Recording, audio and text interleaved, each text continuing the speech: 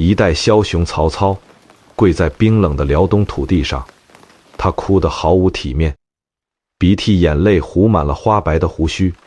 周围站着的张辽、许褚、徐晃，这些平时砍人如切菜的猛将，此刻全被冻得缩着脖子，连大气都不敢喘。老板刚刚在白狼山打了一场史诗级的大胜仗，把盘踞北方的乌桓人彻底打服了，连首领都被砍了脑袋。这相当于公司刚完成一次蛇吞象的跨国收购，直接垄断了北方市场。可这位杀伐决断的曹老板却对着一具冰冷的尸体，哭得像个弄丢了全部玩具的孩子。躺在马车里的这个人瘦骨嶙峋，脸色惨白，身上连件像样的铁甲都没有。他不是什么能举起几百斤大鼎的猛将，只是一个文弱的书生。今年刚好看10壮岁，这个人就是三国时代最恐怖的读心专家，是曹魏集团的首席战略官郭嘉，字奉孝。曹操一边哭，一边捶打着冻得梆硬的泥地，嘴里反复念叨着一句话：老天爷这是要绝我啊！周围的谋士们全都不说话了，他们太清楚郭嘉在曹操心里的分量。在那个军阀混战的年代，别人都在拼兵力、拼粮草，只有郭嘉永远在拼人性。他能看透每一个对手的底牌，能精准预测每一个敌人的死期。孙策怎么死，袁绍怎么败，全都在他脑子里那张精密的情报网里算得清清楚楚。曹操的哭不仅是心痛，更是一种巨大的恐惧。他知道自己这辈子最大的外挂使用期限到了，没有了这颗大脑的辅助，接下来的路该怎么走？1年后，赤壁之战那场冲天大火，把曹操躲10万大军烧得灰飞烟灭，侥幸逃得一命的曹操，看着满江的浮尸，再次捶胸顿足地嚎啕大哭。他说：如果郭奉孝还在，我绝对不会落到今天这个地步。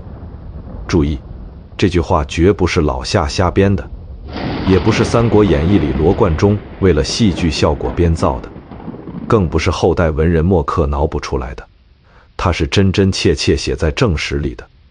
在陈寿的《三国志·魏书·郭嘉传》中，白纸黑字记录了这一幕。后太祖征荆州，还于巴丘，欲极邑，烧船，叹曰：郭奉孝在，不使孤至此。一个文人能让一代枭雄2次为他痛哭流涕，把自己事业的成败全都记在他一个人身上，这在整个中国历史上都是绝无仅有的。那么这个可识琐碎就英年早逝的天才到底有什么魔力？他究竟是怎么一步步走上神坛，成为三国时代最神秘、最让人胆寒的谋士的呢？要把这事说清楚，咱们得把时间往前推到10国年前，那是东汉末年的中平年间，从公元114年到公元119年，一共持续了不到6年。虽然时间不长，但这短短几年在中国历史上极其重要，因为这就是三国乱世真正拉开帷幕的节点。在这期间，大汉王朝这座摇摇欲坠的100年老店，已经被黄巾军起义折腾得千疮百孔。各地军阀开始拥兵自重，准备争夺天下的控股权，这是一个乱世，但同时意味着新旧势力的重新洗牌，意味着无数的阶级跨越机会。那个时候的年轻人都在干嘛？都在疯狂地混圈子，找门路。在东汉，你想做官，想进体制内，可没有科举考试。那时候实行的是察举制，说白了就是靠推荐。你得有名气，得有人给你写推荐信。所以那些想出人头地的年轻人，天天都在干2件事。第一件，参加各种高端宴会，结交名流；第二件，花钱雇水军给自己刷好评。今天在这个论坛上发个帖子，说某某某是个大孝子；明天在那个聚会上吹个牛，说某某某是个神童。只要你的名气炒起来了，就会有大咖来点评你，给你盖个章，给你写个推荐信，你的荣华富贵随之就来了。这就是当时的职场潜规则。在这个造星运动最火热的地方叫颍川，也就是现在的河南禹州一带。颍川这个地方可不得了，在东汉末年，这里简直就是全天下的人才库，是那个时代的硅谷加上华尔街。你在大街上随便扔块砖头，都能砸中好几个名门望族出来的世家子弟。荀彧、荀攸、陈群，这些后来三国职场上呼风唤雨的大佬，全都是颍川人。他们形成了一个极其庞大的人力资源网络，互相吹捧，互相内推，直接垄断了当时的高端人才市场。在颍川的富人区里，住着一个20岁的年轻人，他就是郭嘉。他的家族在颍川也是个大户人家，祖上也阔过，不差钱。按照当时世家子弟的标准流程，郭嘉现在的首要任务就是穿上光鲜亮丽的丝绸长袍，带上名贵的礼物，去拜访那些掌握着话语权的名士，请他们喝喝酒，聊聊诗词歌赋，再谈谈天下大事。只要混个脸熟，拿个好评，以郭嘉的背景，安排个县令或者太守的职位，简直是易如反掌。但是这个20岁的郭嘉偏偏是个异类，他不去参加任何酒局，不拜访任何名士，甚至连平时走在大街上都不愿意搭理那些主动过来套近乎的同龄人。他整天就把自己关在家里，或者跑到深山老林里去钓鱼。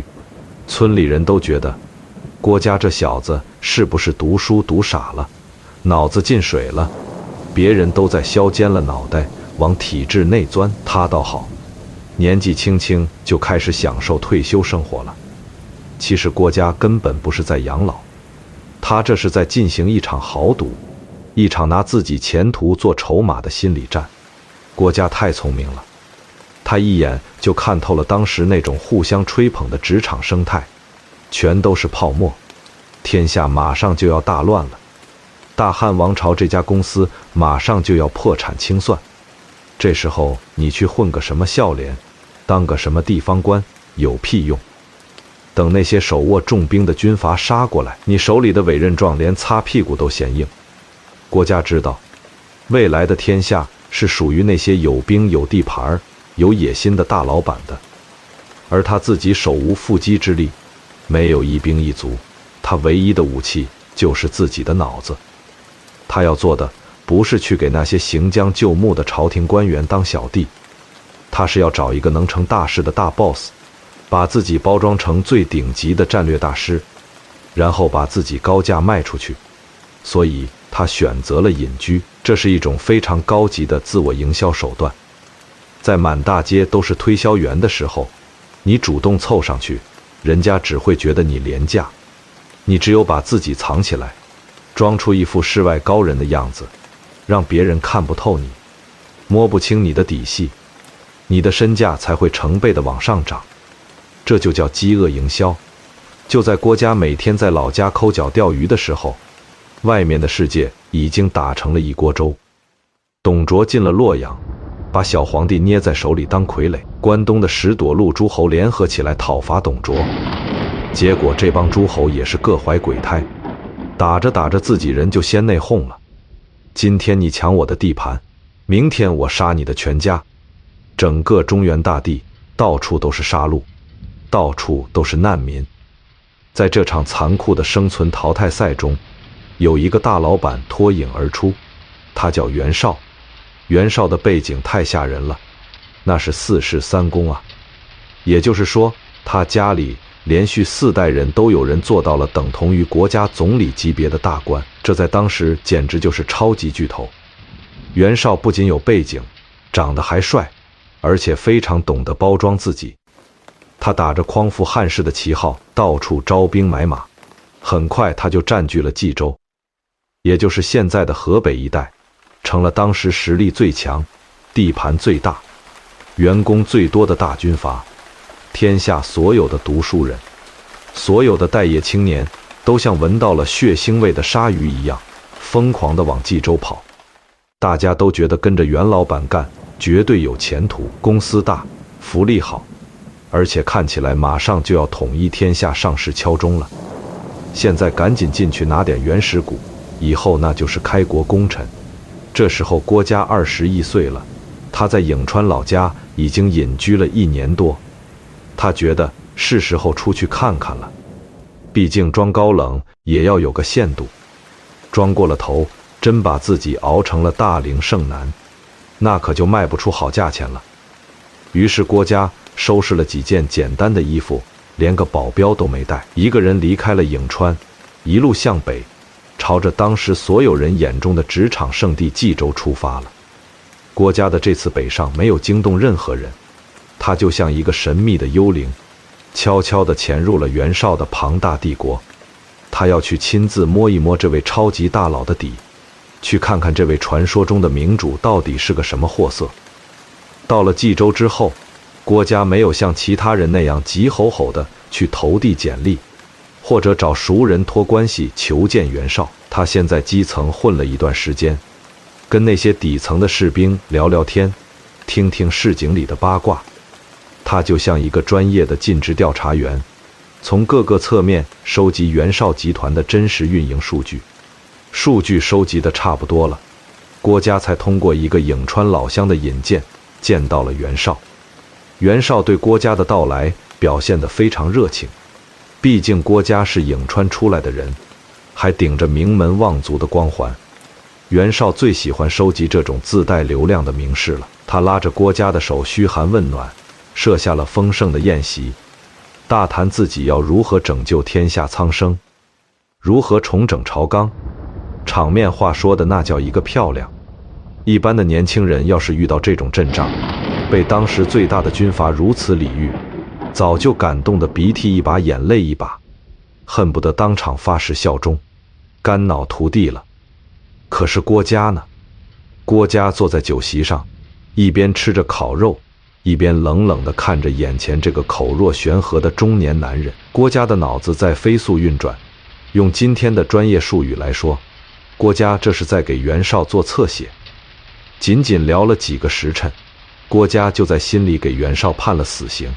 袁绍这个人，表面上看是个完美的老板，出身好，长得帅，见谁都客客气气。你大老远来投奔他，他能亲自跑到大门口迎接你，这叫什么？这就叫礼贤下士。这人设在汉末那个时候，简直就是吸粉利器。你看当时冀州那个大本营里，乌泱全是来找工作的人，大伙儿都觉得跟着袁老板干，年底分红肯定少不了。可是郭嘉一眼就看透了这层光鲜亮丽的伪装。吃完那顿饭，郭嘉回到宿舍，把同在袁绍手下打工的2个老乡找了过来。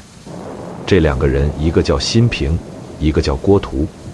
这俩当时在袁氏集团也算是中层干部了。郭嘉盘着腿坐在榻上，喝了口粗茶，看着这2个沾沾自喜的老哥们儿，冷笑了一声。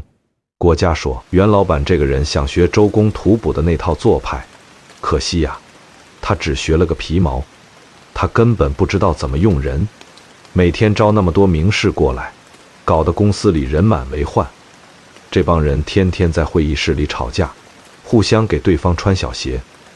袁老板呢，坐在主位上听谁的都觉得有理，今天采纳张三的方案，明天又觉得李四说的对，遇事优柔寡断，根本拿不定主意。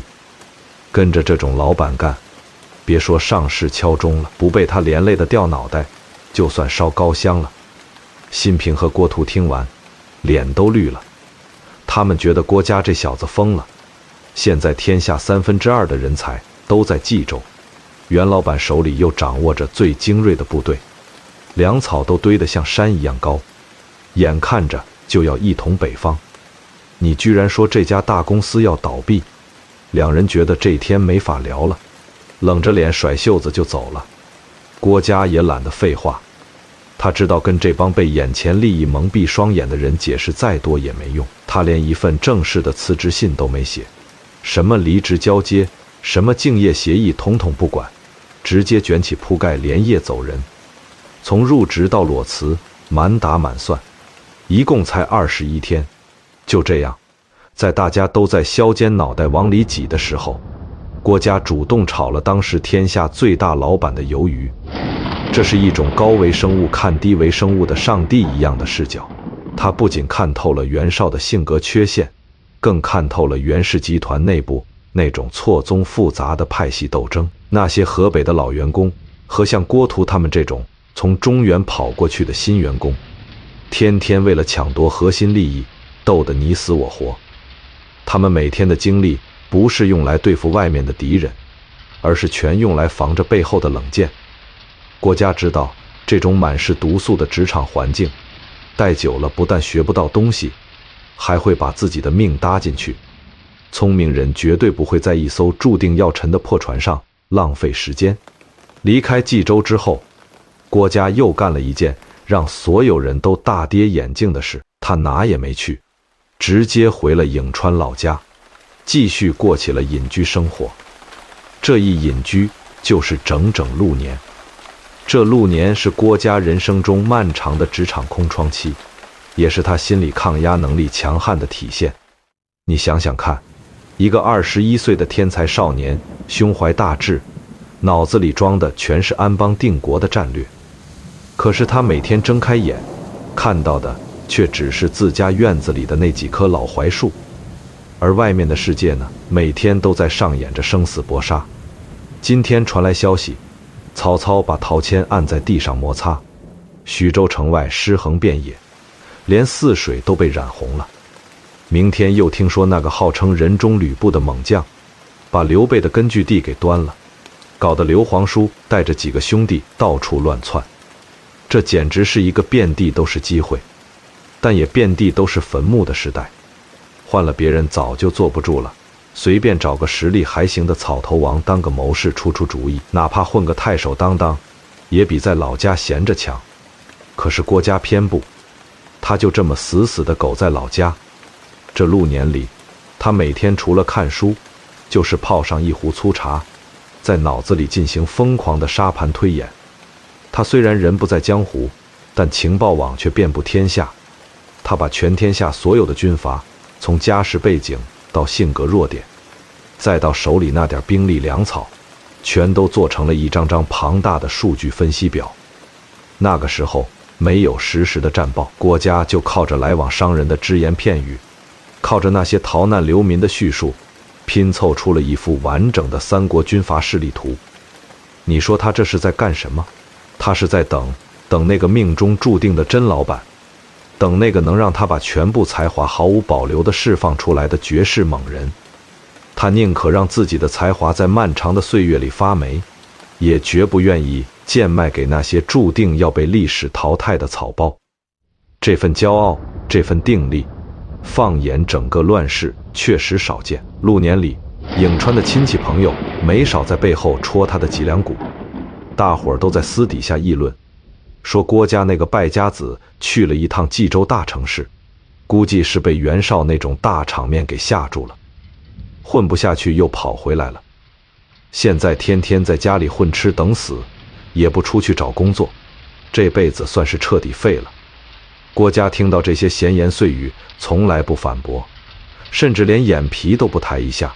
他心里很清楚，燕雀安知鸿鹄之志，他不需要向这些凡夫俗子证明什么，因为他知道，他的大脑是用来改变天下大事的。时间一年一年的过去，大汉王朝这盘大棋也杀到了血腥的阶段。那些实力不够的小军阀，一个个都被淘汰出局了，留在牌桌上的全都是双手沾满鲜血的狠角色。就在建安元年，整个大局发生了一次翻天覆地的变化。那个曾经在洛阳城里混迹的曹操，干出了一件惊天动地的大事，他把四处流浪的汉献帝接到了自己的地盘许都。这一招叫挟天子以令诸侯，通俗点说就是，曹操直接把汉朝这家100年老店的金字招牌给抢了过来，然后自己当了实际控股的董事长。曹氏集团这家公司算是正式借壳上市了。曹操手握天子这张王牌，看谁不顺眼就发个红头文件去打谁，一时间风光无限。这本来正是大展宏图、招兵马、扩充业务的时候。可是就在这个节骨眼上，曹老板的创业团队遭遇了一次沉重的打击。曹操身边十分得力的核心战略官戏志才突然得了疾病死了。戏志才这个人在历史上的名气可能不如后来的那些军师大，但是对早期的曹操来说，戏志才简直就是他的半条命。这个人也是颍川出来的顶尖人才。曹操每走一步险棋，每遇到一个拿不准的主意，只要找戏志才密谈一夜，第二天准能拿出一套漂亮的反杀方案。戏志才这一死，曹操感觉自己的一条胳膊被人硬生生砍断了。他痛苦，他焦虑。在这个群狼环伺的乱世，没有一个顶尖的军师在身边出谋划策，手里哪怕有10万大军，那也是一堆瞎了眼的无头苍蝇。曹操把公司里的 HR， 也就是大名鼎鼎的尚书令荀彧，紧急叫到了办公室。曹操当时眼圈都是红的，头发抓得乱七八糟。他拉着荀彧的手，声音都有点发抖。他说：“志才啊，死得太早了。他这一走，我连个商量机密大事的人都没有了。荀彧啊，你是管人事的，你眼光毒，你赶紧给我想想办法。天下还有谁能顶上志才的位子？我现在急需一颗最强大脑，不管花多大代价，你必须给我挖过来。”荀彧看着眼前这个焦躁不安、快要崩溃的老板，脑子里突然闪过了一个年轻人的身影，那个在老家足足抠脚抠了6年的狂人，那个把天下诸侯都看成待宰羔羊的傲骨书生。荀彧心里暗想，既然天下的局势已经到了非破不可的地步，既然主公真的渴望能够逆天改命的人才，那是时候把这个妖孽放出来了。荀彧清了清嗓子，微微往前凑了凑，盯着曹操的眼睛，一字一句地说：“主公，我有一个同乡，姓郭，单名一个家字。此人有惊天伟地之才，看透世间万物之心。如果说有人能接系志才的班，甚至能帮主公平定天下，那就只有他了。”曹操一听，浑身的血都往脑门上涌，眼睛瞬间就亮了。他猛地一拍桌子，大吼一声：“还等什么？赶紧下通知，让他立刻来许都见我。”荀彧连连点头，转头就派了专车，加急把这封带着曹老板体温的入职邀请函送到了颍川。而郭嘉接到信的时候，连眉头都没挑一下，他掸了掸衣服上的灰尘，只拿了平时看书做笔记的几块破竹简，跨上马车就往许都赶。6年了，这把藏在剑鞘里的妖刀终于要出鞘见血了。到了许都，曹操连个像样的欢迎仪式都没搞，就直接把郭嘉拉进了自己的私密会议室。这时候的曹魏集团虽然抢到了皇帝这张王牌，完成了借壳上市，但其实日子过得苦哈哈的，周围全是想要弄死他们的大军阀。东北边是刚被郭嘉炒了鱿鱼的超级巨头袁绍，南方有个守财奴刘表，东南还有个不讲武德的猛人孙策。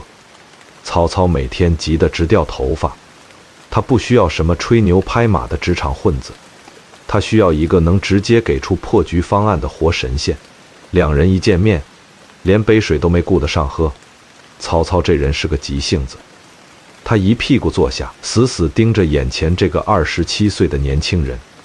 你看郭嘉，瘦瘦弱弱的，脸色苍白，甚至还有点病态，但在曹操眼里，这哪是人啊，这简直就是一台人形超级计算机。曹操开口第一句话就直奔主题：天下大乱，诸侯并起，你看这盘死局，咱们到底该怎么下？换做别的面试者，肯定要先背一段圣人遗言，然后歌颂一下曹老板的丰功伟绩，画一画道德的大饼。但郭嘉根本不来这一套，他直接走到地图前，用手指了几个圈。他没有长篇大论，也没有那些虚头巴脑的仁义道德，他只跟曹操聊最核心的利益。聊人性的弱点，聊那些大军阀光鲜亮丽背后的破绽。郭嘉说，袁绍这个人看着兵多将广，其实是个泥足巨人。他外表宽厚，内心却多疑，内部又派系林立，早晚要自己把自己玩死。刘表呢，就是个缩头乌龟，守着荆州那1亩3分地，根本没有吞并天下的胆量。至于其他人，都是些虾兵蟹将，根本不值一提。郭嘉的每一句话都像是一把锋利的手术刀，精准而优雅。曹操越听眼睛越亮，越听呼吸越急促。他发现眼前这个年轻人的思维方式跟自己简直是严丝合缝。曹操是个绝对的实用主义者，他不信天命，不信鬼神，只信手里握着的刀和人心的算计。而郭嘉恰恰就是一个把人性看透到骨子里的终极现实主义者。这两个人，一个是背负着屠城骂名的乱世奸雄，一个是冷酷无情的顶级精算师。他们在这个狭小的会议室里卸下了所有的伪装。曹操那些见不得光的心思，那些不择手段的战略构想，在别人面前不敢说，怕被那些自命清高的名士骂。但是在郭嘉面前，他可以毫无顾忌地全盘托出，因为郭嘉不仅不会用道德绑架他，还能帮他把这些毒计完善到无懈可击的地步。这种灵魂深处的契合感让曹操起了一身鸡皮疙瘩。这场面试整整持续了1天1夜，没人知道他们具体聊了什么，见不得光的黑幕。历史书上只写了简单的几个字：共论天下。但这绝对是三国历史上含金量最高的一次闭门会议。等两人从会议室里走出来的时候，天都已经大亮了。曹操激动得满脸红光，连鞋都没穿好，一把死死抓住郭嘉的手，对着门外那些打着哈欠的侍卫大喊：能帮我成就天下霸业的，绝对就是这小子了。而郭嘉呢，他看着眼前这个狂喜的中年男人，嘴角终于露出了那丝久违的微笑。他深吸了一口许都清晨冷冽的空气，淡淡的说了一句：这才是我真正的归宿，这才是值得我卖命的老板。从此以后，三国职场上最恐怖的黄金搭档正式宣告合体。合体之后，曹老板干的第一件事就是给郭嘉安排了一个独一无二的专属岗位。当时曹操自己的官方头衔是司空，说白了也就是大汉朝的建设部长兼军委副主席。曹操凭空造出了一个叫司空军祭酒的官职，这名号听着有点绕口，咱翻译成现在的职场黑话，也就是董事长办公室首席战略顾问兼私人陪聊师。这可绝对不是个拿死工资的闲差，这是一个能随时越过所有层级，不用通报，直接向大老板汇报的特权职位。曹老板手下别的员工，哪怕是带兵打仗的大将军，想见曹老板，那都得提前预约，得在门口老老实实的递交报告等传唤。但是郭嘉不用，郭嘉甚至连门都不要敲，不管多晚，推门就能进曹操的营帐。这还不算完，曹操对郭嘉的偏爱简直到了丧心病狂的地步。那时候讲究个尊卑有序，老板是老板，员工是员工，吃饭不能在一张桌子上，出门更不能坐同一辆车。可曹操呢，只要是出去视察工作或者行军打仗，都硬把郭嘉拉到自己的专车上，这就叫同车共济。到了开饭的时候，更是扯过垫子就让郭嘉坐自己旁边，这叫同席。跟最高领导坐同一辆马车是什么概念？这就好比现在的大老板开着劳斯莱斯，不带保镖，不带副总裁，偏偏把你一个刚入职没几天的小年轻按在副驾驶上，这传递出来的政治信号太吓人了。这说明什么？说明老板把后背交给你了，说明你是老板绝对的心腹，是老板的白月光。但是郭嘉这个人有个毛病，他的才华那是顶破天的，可生活作风实在是太散漫了。他从小就是个叛逆的富二代，压根儿就看不上汉朝职场那些繁文散几节。那时候当官的讲究站有站相，坐有坐相，开会的时候必须双膝跪地，屁股坐在脚后跟上，这叫正坐。衣服的领口要对齐，帽子要戴正。可郭嘉呢？他一进会议室，鞋子一脱，往席子上一歪，两条腿直接岔开，这在当时叫积聚，是极其没有教养的表现。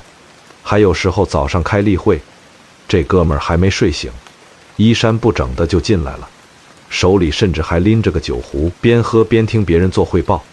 这一下可把公司里的纪检委给惹毛了。当时曹操手下有个管人事纪律的高管叫陈群，陈群这也是颍川出来的世家大族，最看重规矩。他一看郭嘉这副德行，气得胡子都撅起来了。在陈群眼里，公司要想做大做强，就得有森严的规章制度。郭嘉这种行为，就是在公然挑衅公司的管理制度，简直就是职场毒瘤。于是陈群拿着小本本，天天跟在郭嘉屁股后面记黑账。今天记录郭嘉开会迟到，明天记录郭嘉仪容不整。凑够了一大本，陈群直接跑到曹操的办公室，拍着桌子实名举报：老板，咱们公司可是有企业文化的，有绩效考核的，郭嘉天天这么搞，别的员工怎么看？这队伍还怎么带？必须严惩，必须开除。这可给曹操出了个大难题，一边是维护公司制度的元老，一边是自己刚逃来的绝世天才。你猜曹操是怎么处理的？听完实名举报，曹操看着气呼呼的陈群，满脸堆笑，连连点头。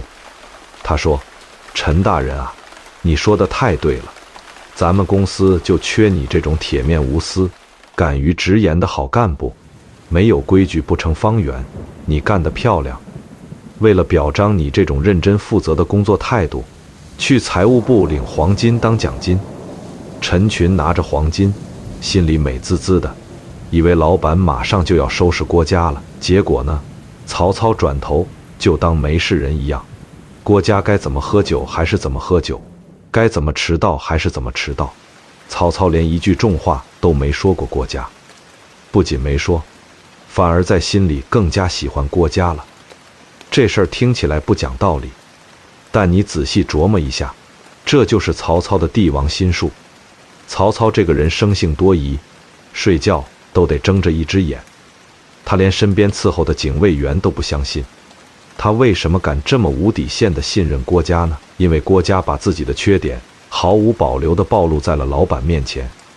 你想啊，如果一个下属工作能力逆天，生活作风严谨，对同事客客气气，对老百姓秋毫无犯，名声好得像圣人一样，这种人在职场上叫什么？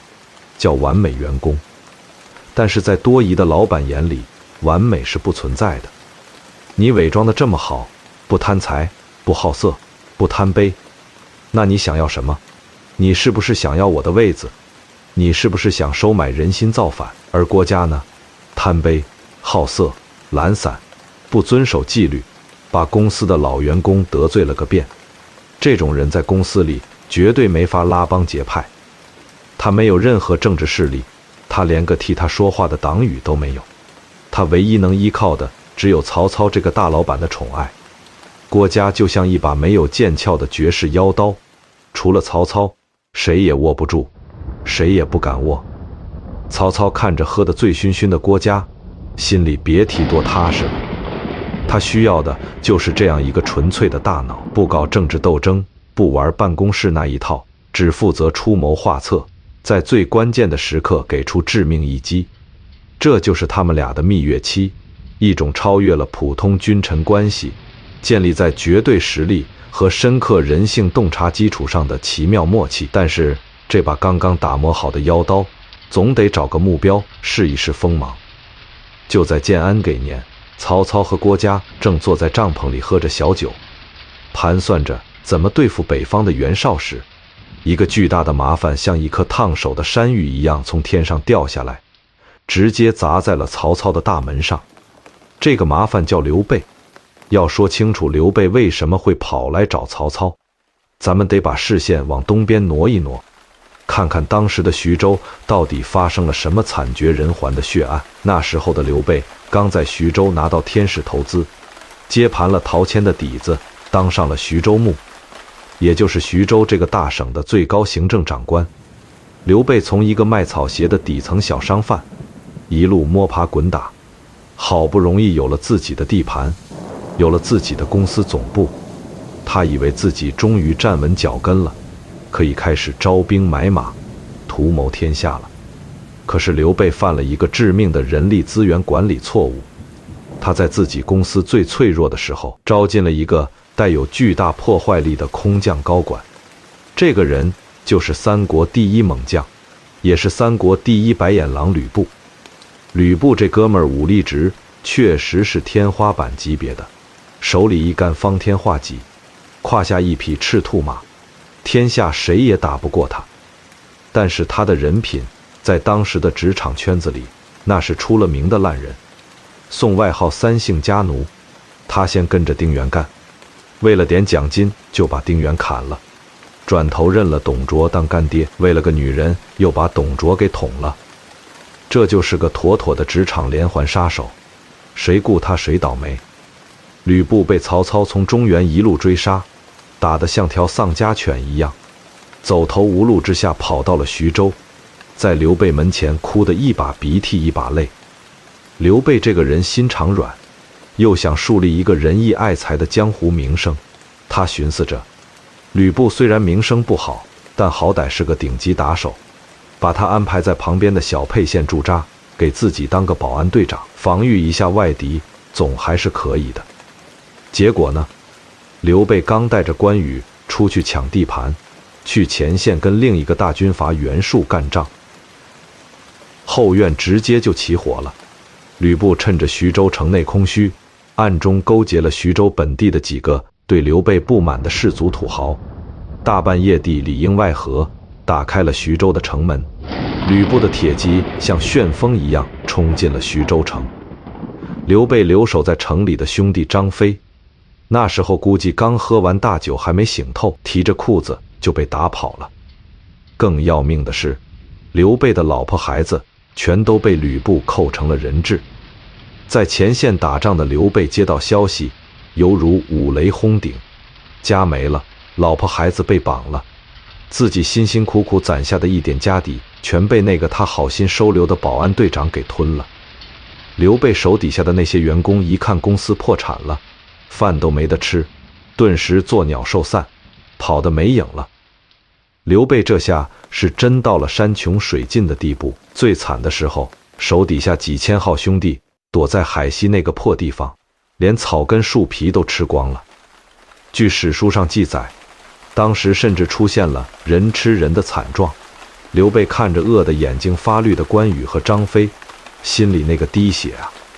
这烂摊子是没法收拾了，必须得找个大腿抱一抱。刘备摊开地图一看，周围全是一群想吃他肉的饿狼。袁术刚跟他打完，袁绍又隔得太远，现在唯一能救他命，而且有足够粮草养活他这帮兄弟的，只有远在许都的曹操。刘备咬了咬牙，把面子往裤裆里一塞，带着几个残兵败将一路风餐露宿，跌跌撞撞地跑到了许都的城门外，举起了白旗。这一下，曹魏集团的总部瞬间炸开了锅，刘备来投降，这绝对不是多加一副碗筷那么简单的事情，这简直就是一颗随时会爆炸的定时炸弹。刘备是什么人？那是在江湖上名声响当当的刘皇叔。他虽然现在混得惨，但他是个拉风的男人。他身上的那种老板气质，那种能让关羽、张飞这种万人敌死心塌地跟着他的个人魅力是掩盖不住的。曹操赶紧把公司所有的核心高管全都召集到会议室，连夜开会研判。会议室里的气氛压抑得让人喘不过气来。大伙儿心里都清楚，门外站着的那个大耳垂肩的中年男人绝对不是个普通的难民。这时候，曹营里那个以心狠手辣著称的强硬派代表程昱站了出来。这程昱可不是一般人，当年曹操快饿死的时候，这狠人为了筹集军粮，硬是把死人肉掺在肉干里给士兵吃。他脑子里没有任何道德底线，只有冷血的利益算计。程昱走到曹操面前，眼神里透着一股杀气，声音像砂纸一样粗糙。他说：老板，刘备这个人，你看看他的面相，看看他平时的做事风格，他是个天生要做大老板的人。这种人身上有龙气，走到哪儿都能聚拢一帮死士。他今天虽然像条流浪狗一样跑来求咱们赏口饭吃，但那是因为他走投无路了。程昱越说越激动，直接一拳砸在桌子上。他继续说：咱们绝对不能留他，你要是今天心软，收留了他，给他发工资发装备，那就是在养虎为患。等他缓过劲来，一定会找机会反咬咱们一口，到时候必成大患。我的意见是，趁着他现在最虚弱，还在咱们的地盘上，立刻派刀斧手出去，一刀砍了，永绝后患。会议室里死一般的寂静，所有的高管都倒吸了一口凉气，直接杀一个来投降的知名创业者。这手段太毒辣了，容易被天下人戳脊梁骨啊！曹操坐在老板椅上，用手狠狠地揉着发胀的太阳穴。他心里明白，程昱说的全对。刘备的野心，他曹操怎么会看不出来？留着刘备，早晚是个雷。可是曹操也有自己的难处，他现在刚刚把皇帝接到许都，正打着朝廷的旗号满世界发着小广告，说自己求贤若渴，欢迎天下所有的人才来打工。如果今天他把主动跑来投降的刘备给杀了，这消息一旦传出去，曹魏集团的企业形象就全毁了。以后谁还敢来投降？别人一看你曹操就是个过河拆桥的屠夫，到时候全天下的人才都会跑到竞争对手那里去杀。失去天下人心，不杀又留下一个致命的竞争对手，这简直就是一个把人逼入死角的无解难题。曹操沉思了良久，后背的冷汗都下来了。他觉得脑子一团乱麻，根本下不了这个决心。就在这个时候，他缓缓地转过头，把目光投向了坐在角落里正端着酒杯把玩的一个年轻人。那个年轻人就是刚刚上任不久的司空军祭酒。曹操深吸了一口气，盯着那双深邃的眼睛，沉声问道：奉孝，这件事你觉得该怎么办？郭嘉放下手里的酒杯，慢条斯理地站了起来。他没有像程昱那样激动的脖子冒青筋，他就像个没有感情的精算师，脑子里疯狂跑着数据。他走到大堂中间，盯着曹操说：主公，程大人说得对，刘备确有英雄之气，早晚是咱的死敌。可您现在举着天子大旗，四处发招聘广告，刘备走投无路来投靠，您要是一刀剁了他，这就是杀鸡取卵。全天下的人才一看，连刘备这种大名鼎鼎的皇叔来投降都被砍了脑袋，以后谁还敢来许都递简历？为了个刘备断了天下人心，这买卖亏到姥姥家了。曹操的眉头拧成个死结，他问：那你的意思是咱就这么供着他？郭嘉冷笑一声：杀不得，但也绝对放不得。主公，您得给他弄个最高规格的软禁，给他配专车，发高薪，分大宅子。您要让全天下看看，您连曾经的死对头都能包容，这叫千金试骨，用重金买一个死掉的千里马的骨头。您把刘备当吉祥物养在总部，天下的英才自然会像疯了一样涌进咱们公司，但背地里您绝不能给他一兵一卒，绝不能让他离开许都半步，要把他死死摁在眼皮底下，这样就算他算盘打得再响，也翻不出您的五指山。这方案绝了，这就叫留白与走钢丝。郭嘉把刘备的剩余价值榨干到了最后一滴，既拿刘备的招牌，打了免费的全国广告，又用强权锁死了他的野心。曹操听完一拍大腿，背后的冷汗都落了下去。这才是真懂政治的高手，就这么干。从此以后，刘备在许都配合着曹操的安排，天天在后院种菜，装出一副混吃等死的窝囊样，生怕曹操起疑心，安抚住了刘备。曹操的目光得转回正事上了。东边那个大麻烦，吕布还在那上蹿下跳。吕布占了徐州，根本不知道消停。今天抢袁术的粮食，明天搞曹操的边境，这家伙像块茅坑里的石头，又臭又硬。建安和年，大概是公元190多年冬天，曹操受够了，他决定倾巢而出，彻底把徐州这块地盘抢回来。郭嘉作为首席战略顾问，自然随军出征。10几万大军浩浩荡荡开到徐州下邳城外，一开始打得很顺手。吕布虽然武力值爆表，但脑子绝对进了水，不太好使。他在城外野战，被曹操手下那帮嗜血的猛将按在地上摩擦。吕布看情况不对，带着残兵败将全都缩进了下邳城，死守不出。战争瞬间进入最残酷的绞肉机模式。古代攻城不是电影里演的那样喊着号子往上爬，那是真拿人命填。曹军把下邳围得铁桶一般，每天组织敢死队冲锋，城墙上的石头、热油像暴雨一样往下砸，每天几百上千具尸体堆在城角，清理都来不及。更可怕的是天灾，那年冬天冷得邪乎，又连下几天暴雨，下邳城外的泥地全变成了齐膝深的冰冷泥潭。曹军士兵连个干爽的睡觉地方都没有，裹着湿透的破军大衣在烂泥里发抖，粮车也全都陷在泥里，后勤差点断掉。士兵吃不饱，还得冒着冷箭去填护城河。几万大军挤在秽物横流的烂泥地里，疫病很快就爆了。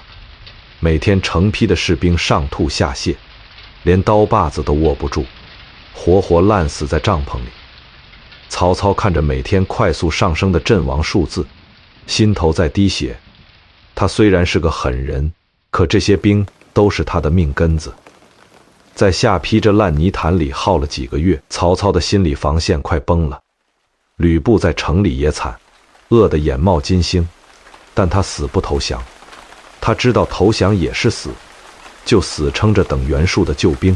曹营里的气氛压抑到冰点，夏侯惇、曹仁这些铁血汉子全都不吭声了，每天盯着那座灰蒙蒙的城墙，像盯着个吃人的怪兽。曹操终于顶不住了，他把所有高管叫到中军大帐，帐篷里烧着火盆，但寒气直往骨头里钻。曹操揉着熬红的眼睛，重重叹了口气。他说：“兄弟们，没法打了，再耗下去，咱们全得死在这泥地里。传我的命令，全军收拾行装，明天一早拔营撤退，回许都，以后再想办法。”众将领低着头准备接令。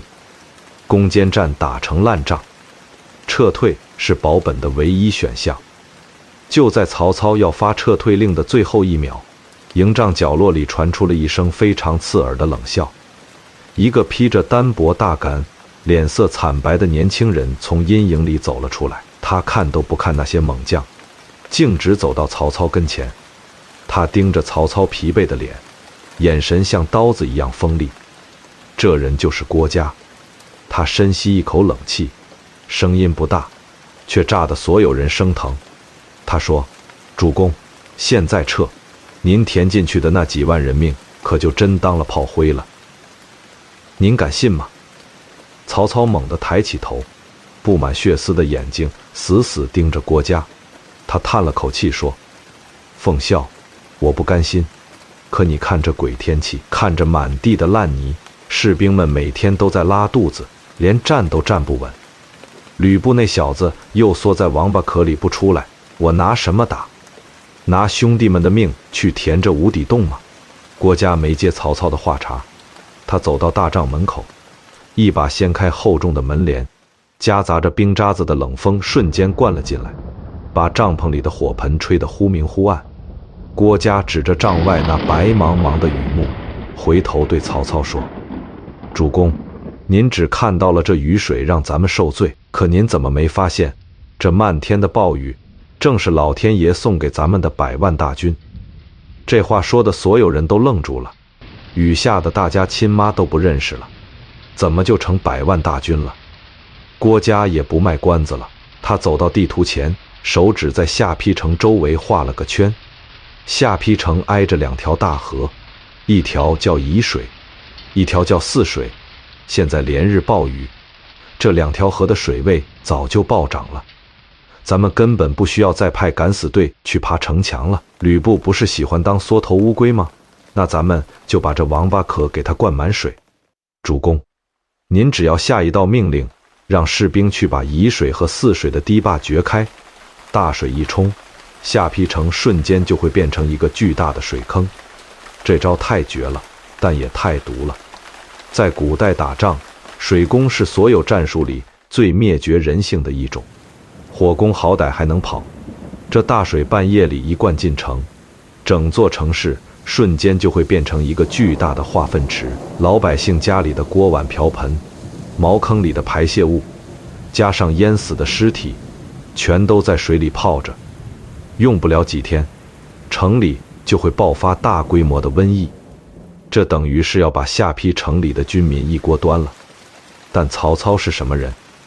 那是宁叫我负天下人，休叫天下人负我的主。只要能赢，他哪管洪水滔天。他听完郭嘉的计划，原本灰暗的眼睛瞬间亮得吓人。他猛地拔出腰间的佩剑，一剑砍断了面前的桌角。他大喊道：“传令下去，全军立刻出动，不打仗了，全给我去挖大坝！”几十万大军干起土木工程来，效率相当高。没过几天，沂水和泗水的堤坝就被掘开了，汹涌的河水像脱缰的野马一样，咆哮着冲向了下邳城。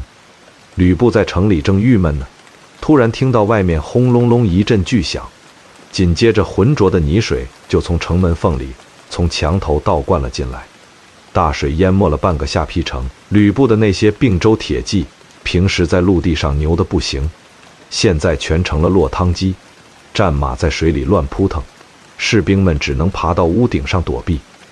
郭嘉这时候又给曹操补了一课，他说：“主公，吕布这个人就是个凭直觉办事的野兽，他现在被大水一泡，锐气全没了，而且他平时对手下特别刻薄，现在城里没吃的没喝的，他手下那帮人为了活命，肯定会起内讧。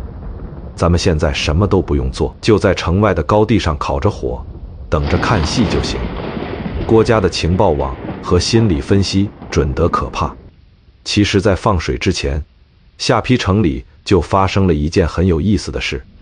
吕布手下有个将领叫侯成，这哥们儿丢了10几匹好马，后来好不容易找回来了。本来是件高兴事，他弄了点酒肉，寻思着给老板吕布送点过去，大家乐呵乐呵。结果吕布这段时间为了防范内乱，刚下了一道禁酒令。吕布一看侯成送酒来，不仅没夸他，反而翻脸不认人，说侯成是故意违抗军令，想聚众造反。他当场要把侯成拉出去砍头，要不是宋宪、魏续这帮老兄弟死命求情，侯成早就脑袋搬家了。郭嘉早就把这件小事的情报捏在手里了。他在城外看着大水，冷笑着给曹操分析：大水漫城，将士们本来就精神紧绷，吕布这个时候不发粮饷安抚人心，反而用重刑去压制下面的人，这就好比在一个装满火药的高压锅底加柴火。咱们的水攻淹的是城池，但真正淹死吕布的是他自己那点可怜的情商和糟糕的团队管理能力。事情的发展完全按照郭嘉的剧本在走。侯成、宋宪、魏续这帮人看着这满城的大水，看着连饭都吃不上的手下，再看看整天只顾着自己老婆孩子的吕布，心里的那股火彻底爆发了。凭什么大家跟着你挨饿受冻等死？没过几天，这几个手下趁着吕布睡着的时候，直接把他五花大绑，打开城门向曹操投降了。三国第一猛将就这么憋屈地死在了白门楼。这哪是死在曹操的手里，这完全是死在了郭嘉对人性的精准算计和对自然环境的残酷利用上。这一个水淹下邳的毒计，彻底终结了吕布的时代。打赢了这场硬仗，曹操带着胜利的果实回到了许都。曹魏集团吞并了徐州，地盘扩大了一圈，员工也增加了一大批。大伙儿都觉得这下终于可以松口气，好好过几天安稳日子了。可是曹操连庆功宴还没来得及摆，一个能把天捅破的坏消息就从北方传了过来。建安4年，大概也就是公元199年，那个一直在北方闷声发大财的超级大老板袁绍，终于把他的老对手公孙瓒给彻底弄死了。这一下，袁绍统一了黄河以北的4个大州：幽州、冀州、青州、并州。这4个州连成一片，就是一个巨无霸级别的垄断帝国。现在的袁绍手底下有几十万精锐部队，粮草多的粮仓都装不下。他站在黄河边上往南一看，就盯上了曹操的许都。袁绍心里琢磨着，曹操这小子当年在洛阳还是个跟着我混的小老弟，现在居然把小皇帝弄到手里，天天发号施令，这风头全让他抢了。不行，得干！他必须把这小子连根拔起，把曹魏集团彻底收购过来。于是袁绍开始在黄河北岸大规模集结军队，几十万人马密密麻麻的营帐连绵几百里，每天光是吃饭的锅灶冒出的黑烟都能把天给遮住。他手底下的谋士像田丰、沮授，正在紧锣密鼓地制定南下进攻的路线图。大将颜良、文丑正在天天磨刀霍霍，准备拿曹营的将领开刀。这股泰山压顶般的气势，直接把许都城里的曹魏集团给压得喘不过气来。恐慌在曹操的公司内部迅速蔓延开来，曹操底下的员工全慌了。平时那些叫嚣着要帮老板打天下的名士们，现在一个个脸比纸还白。有的人借口生病不来上班，有的人甚至大半夜偷偷在家里写求职信，准备找关系送到黄河对岸的袁绍那里去，给自己留条后路。这种私下勾结敌人的行为，很快就成了曹营里公开的秘密，连曹操自己都愁得头快炸了。他把自己关在书房里，整夜的睡不着觉，偏头痛又犯了，疼得他恨不得拿斧头把自己的脑袋劈开。曹操摊开地图，自己这边满打满算能凑出来的机动部队，也不过区几万人，粮草更是捉襟见肘，连打3个月持久战的底气都没有。这怎么打？这根本不是一个重量级的比赛，这就好比一个轻量级拳击手被强行推上擂台，对面站着的是一个浑身肌肉的重装泰森，人家一拳下来就能连人带骨头全给你砸碎。曹操在屋里焦躁地走来走去，他把荀彧找来，把程昱找来，大家围坐在一起，谁也拿不出一个像样的主意。大伙儿都觉得这回公司恐怕是真的要关门大吉了。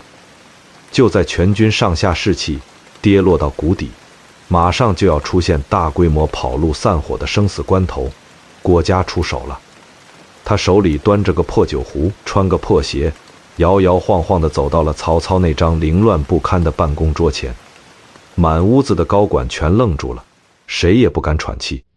荀彧看着郭嘉，那眼神就像在看一个疯子，心想这都什么时候了，你小子还敢带着酒气往大老板跟前凑。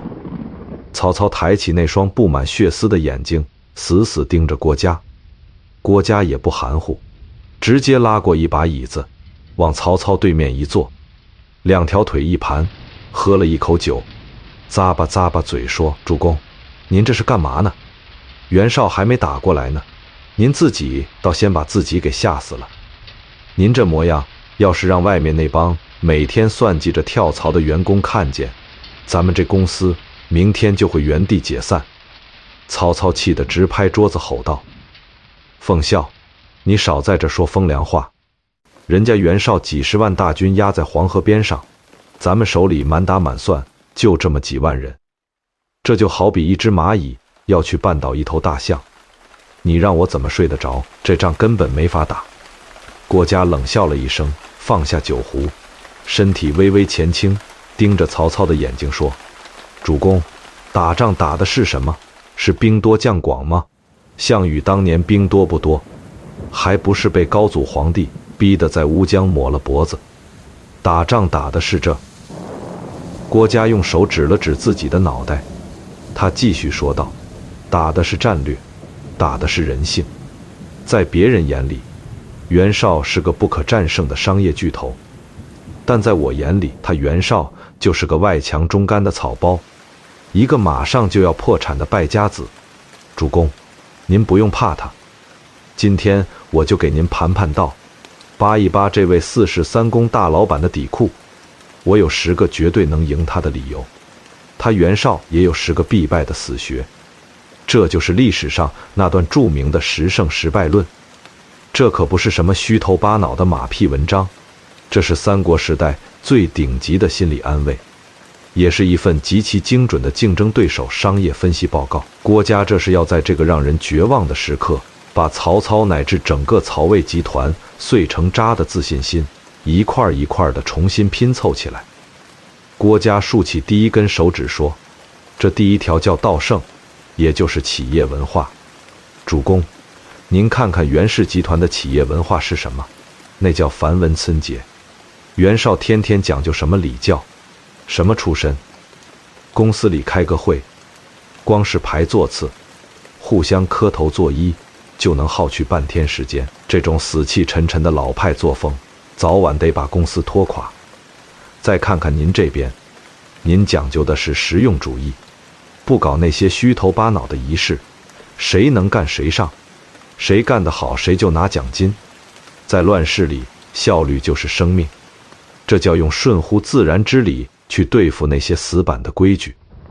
您这企业文化完爆袁绍，这就是道圣。”曹操听了，眼睛稍微亮了一下，但还是皱着眉头，单凭个企业文化挡不住人家的刀枪啊。郭嘉接着竖起第2根手指，继续说道：“第2条叫义胜，也就是大义名分。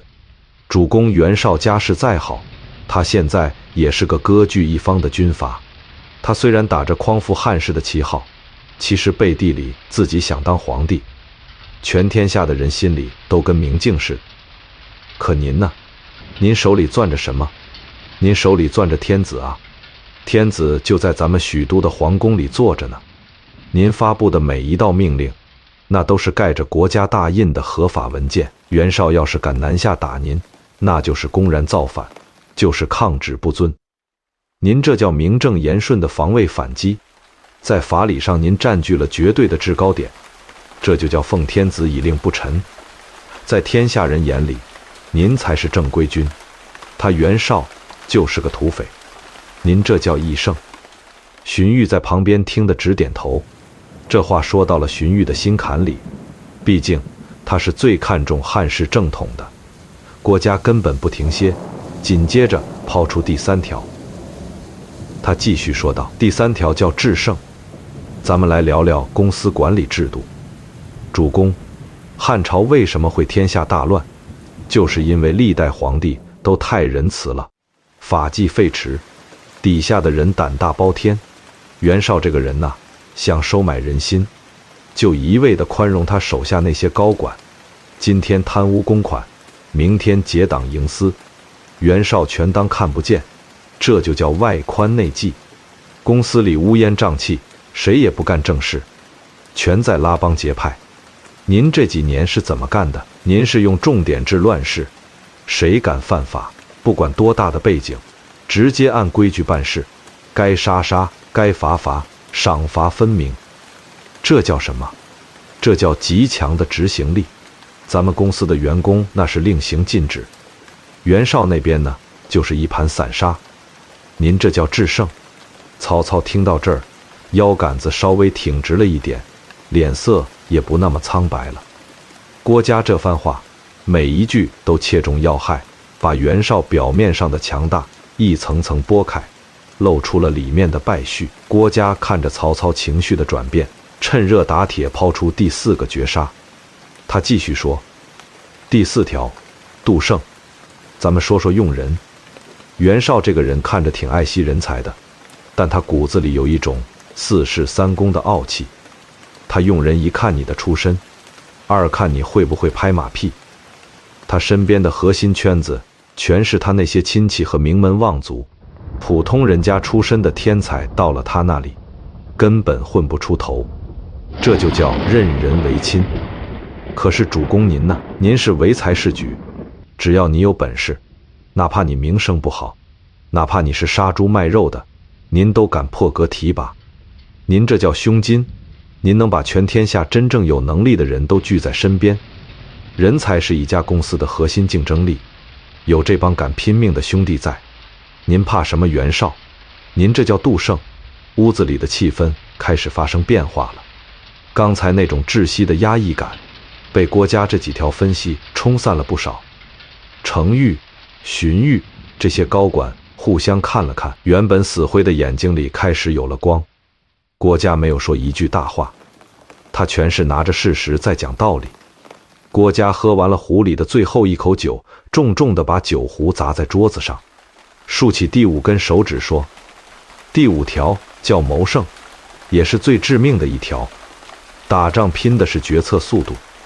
袁绍这个人我太了解了，我在他那里上过班。这人遇到事喜欢开会，一开会大家吵成一团。袁绍坐在上面，听张三的觉得有理，听李四的也觉得对，优柔寡断，永远拿不定主意。战机转瞬即逝，等他考虑清楚了，黄花菜都凉了。这叫多谋寡断。可是主公您呢？您遇到大事雷厉风行，只要看准了，哪怕所有人都反对，您也敢立刻拍板，绝不拖泥带水。这叫应变。在战场上，慢1秒就是死。您这决策效率甩袁绍10万8千里。您这叫谋胜。郭嘉一口气抛出了5条必胜的理由，从企业文化说到法理正统，从管理制度说到人才战略，最后直击老板的决策能力。这5条也就是10胜10败论的上半场，就像一针强心剂，直接打进了曹操的大动脉里。曹操猛地一拍大腿，放声大笑。这笑声在这压抑的深夜里显得格外刺耳，但也极其提气。全公司的高管看着自家老板突然之间像换了个人一样，全都松了一口气。曹操大步走到郭嘉面前，狠狠地拍了拍郭嘉那单薄的肩膀，说：奉孝啊奉孝，你这脑子里装的到底是什么？你这一番话算是把我从悬崖边上给拉了回来。听你这么一分析，我不仅不怕袁绍了，我甚至觉得不趁着他现在病入膏肓的时候去弄死他，简直就是对不起老天爷。郭嘉嘴角微微一挑，说道：这就对了，主公您别急，这10胜10败我才给您说了一半，剩下的5条我接着给您扒。咱们今天夜里就把这位4世3公的袁大老板从头到脚扒得连底裤都不剩，让大家看看这所谓的3国第1大军阀到底是个什么不堪一击的纸老虎。郭嘉清了清嗓子，伸出了第6根手指说：这第6条叫得胜。主公您看看袁绍平时那个做派，接见个下属恨不得把礼仪搞出10杆道工序，谁要是稍微不合规矩，他心里就记小本本。他表面上看着是个谦谦君子，其实骨子里是个心胸狭隘的伪君子。谁要是比他聪明，出的主意比他好，他不仅不感激，反而觉得你抢了他的风头，这就叫外宽内忌。可主公您呢？您从来不跟兄弟们搞这些虚头巴脑的，您高兴了拉着我们喝酒吃肉，生气了，指着鼻子骂娘。大家跟着您干，不用猜您的心思，心里踏实啊。您对自己人那是真诚相待，只要立了功，金银财宝连眼皮都不眨一下就赏下去了。这就叫真性情，这就叫大德。您这种不加掩饰的真，完爆袁绍那种装腔作势的，这叫德胜。曹操听得连连点头，嘴角已经压不住笑意了。郭嘉这番话算是说到他心坎里了。他曹操最讨厌的就是那帮天天满嘴仁义道德，背地里男盗女娼的世家子弟。郭嘉根本不给大伙儿喘息的机会，紧接着竖起第7根手指，继续说道：第7条叫人胜。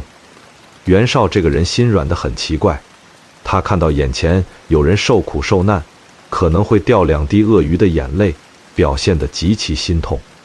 可是你要是让他拿出真金白银，拿出军粮去救济老百姓，他绝对舍不得。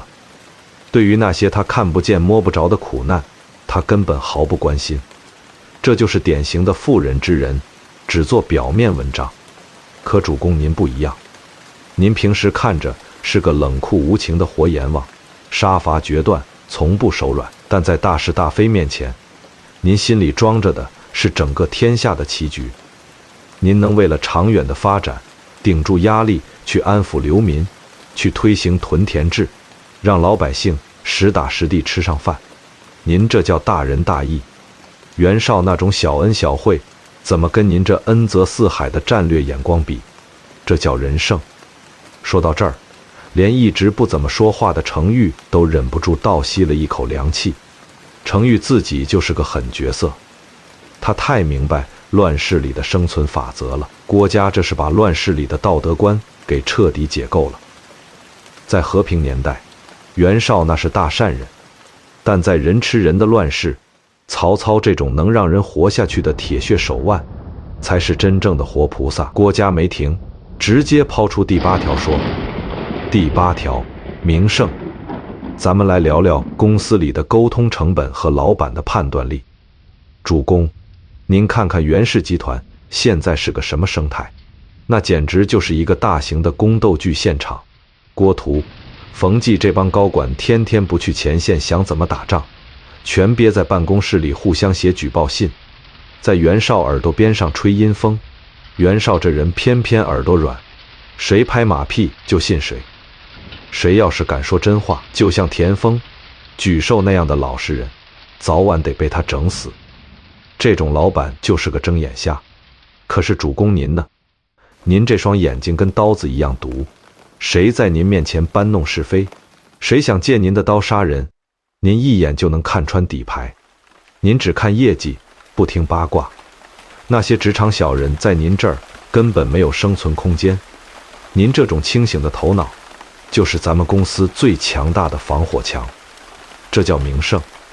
曹操这时候已经完全放松下来了，他甚至翘起了2郎腿，饶有兴趣地看着眼前这个口若悬河的年轻人。这哪里是在开军事会议，这简直就是一场极其过瘾的个人脱口秀。郭嘉伸出第9根手指，继续说：第9条，文胜。这其实是个企业管理效率的问题。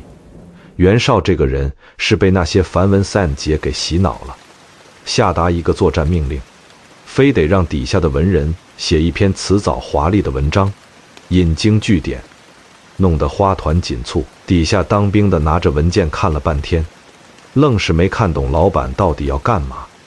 主公您呢？您下命令就是一句大白话，去把前面那个山头给我拿下，通俗易懂，直奔主题。乱世之中，时间就是人命，谁有空跟你咬文嚼字？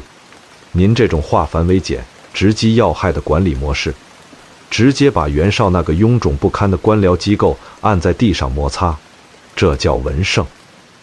最后，郭嘉猛地站了起来，把手里那破酒壶往桌子上重重一摔，他那张苍白的脸上瞬间涌起了一股骇人的狂热。他竖起2只手的10根手指，死死盯着曹操。他说：主公，这最后一条也是决定生死的一条。武圣袁绍兵多是不假，几十万人马，号称100万大军。可他手下那帮兵，平时仗着人多势众，骄横跋扈，根本不知道什么叫军纪。打顺风仗的时候像群狼，一旦遇到挫折，跑得比兔子还快。他手底下的那些所谓名将、颜良、文丑之流，看着人高马大，其实就是2个没脑子的匹夫。真到了刺刀见红的时候，根本不顶用。可是主公，您看看您的军队，您的兵，那是真刀真枪在死人堆里滚出来的百战老兵。您的军纪比生铁还硬，一声令下，前面就算是万丈深渊，将士们连眉头都不会皱一下。这叫什么？这叫兵不在多，在于精；将不在勇，在于谋。您用兵如神，善于以少胜多，各种战术穿插玩得出神入化。袁绍拿什么跟您打？他那就是一头体型庞大但反应迟钝的肥猪，您就是一头饿极了的野狼。这叫武圣。郭嘉一口气把这10胜10败说完，大帐里死一般的寂静，连一根针掉在地上都能听见。所有的高管、荀彧、程昱、夏侯惇、曹仁，全都被郭嘉这番犹如排山倒海般的分析给镇住了。这根本不是简单的打气，这是一份极其详尽、极其冷酷的敌我双方实力对比评估报告。郭嘉就像一个最顶级的解剖大师，当着所有人的面，把那个看着不可一世的庞然大物袁绍一刀一刀的切开，扒掉了袁绍4世3公的光鲜外衣，露出了里面腐烂发臭的内脏。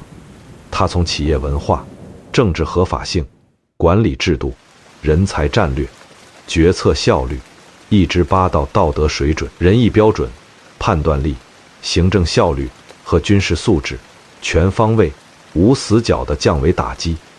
这番话彻底击碎了笼罩在曹营头顶上的那层恐怖阴云。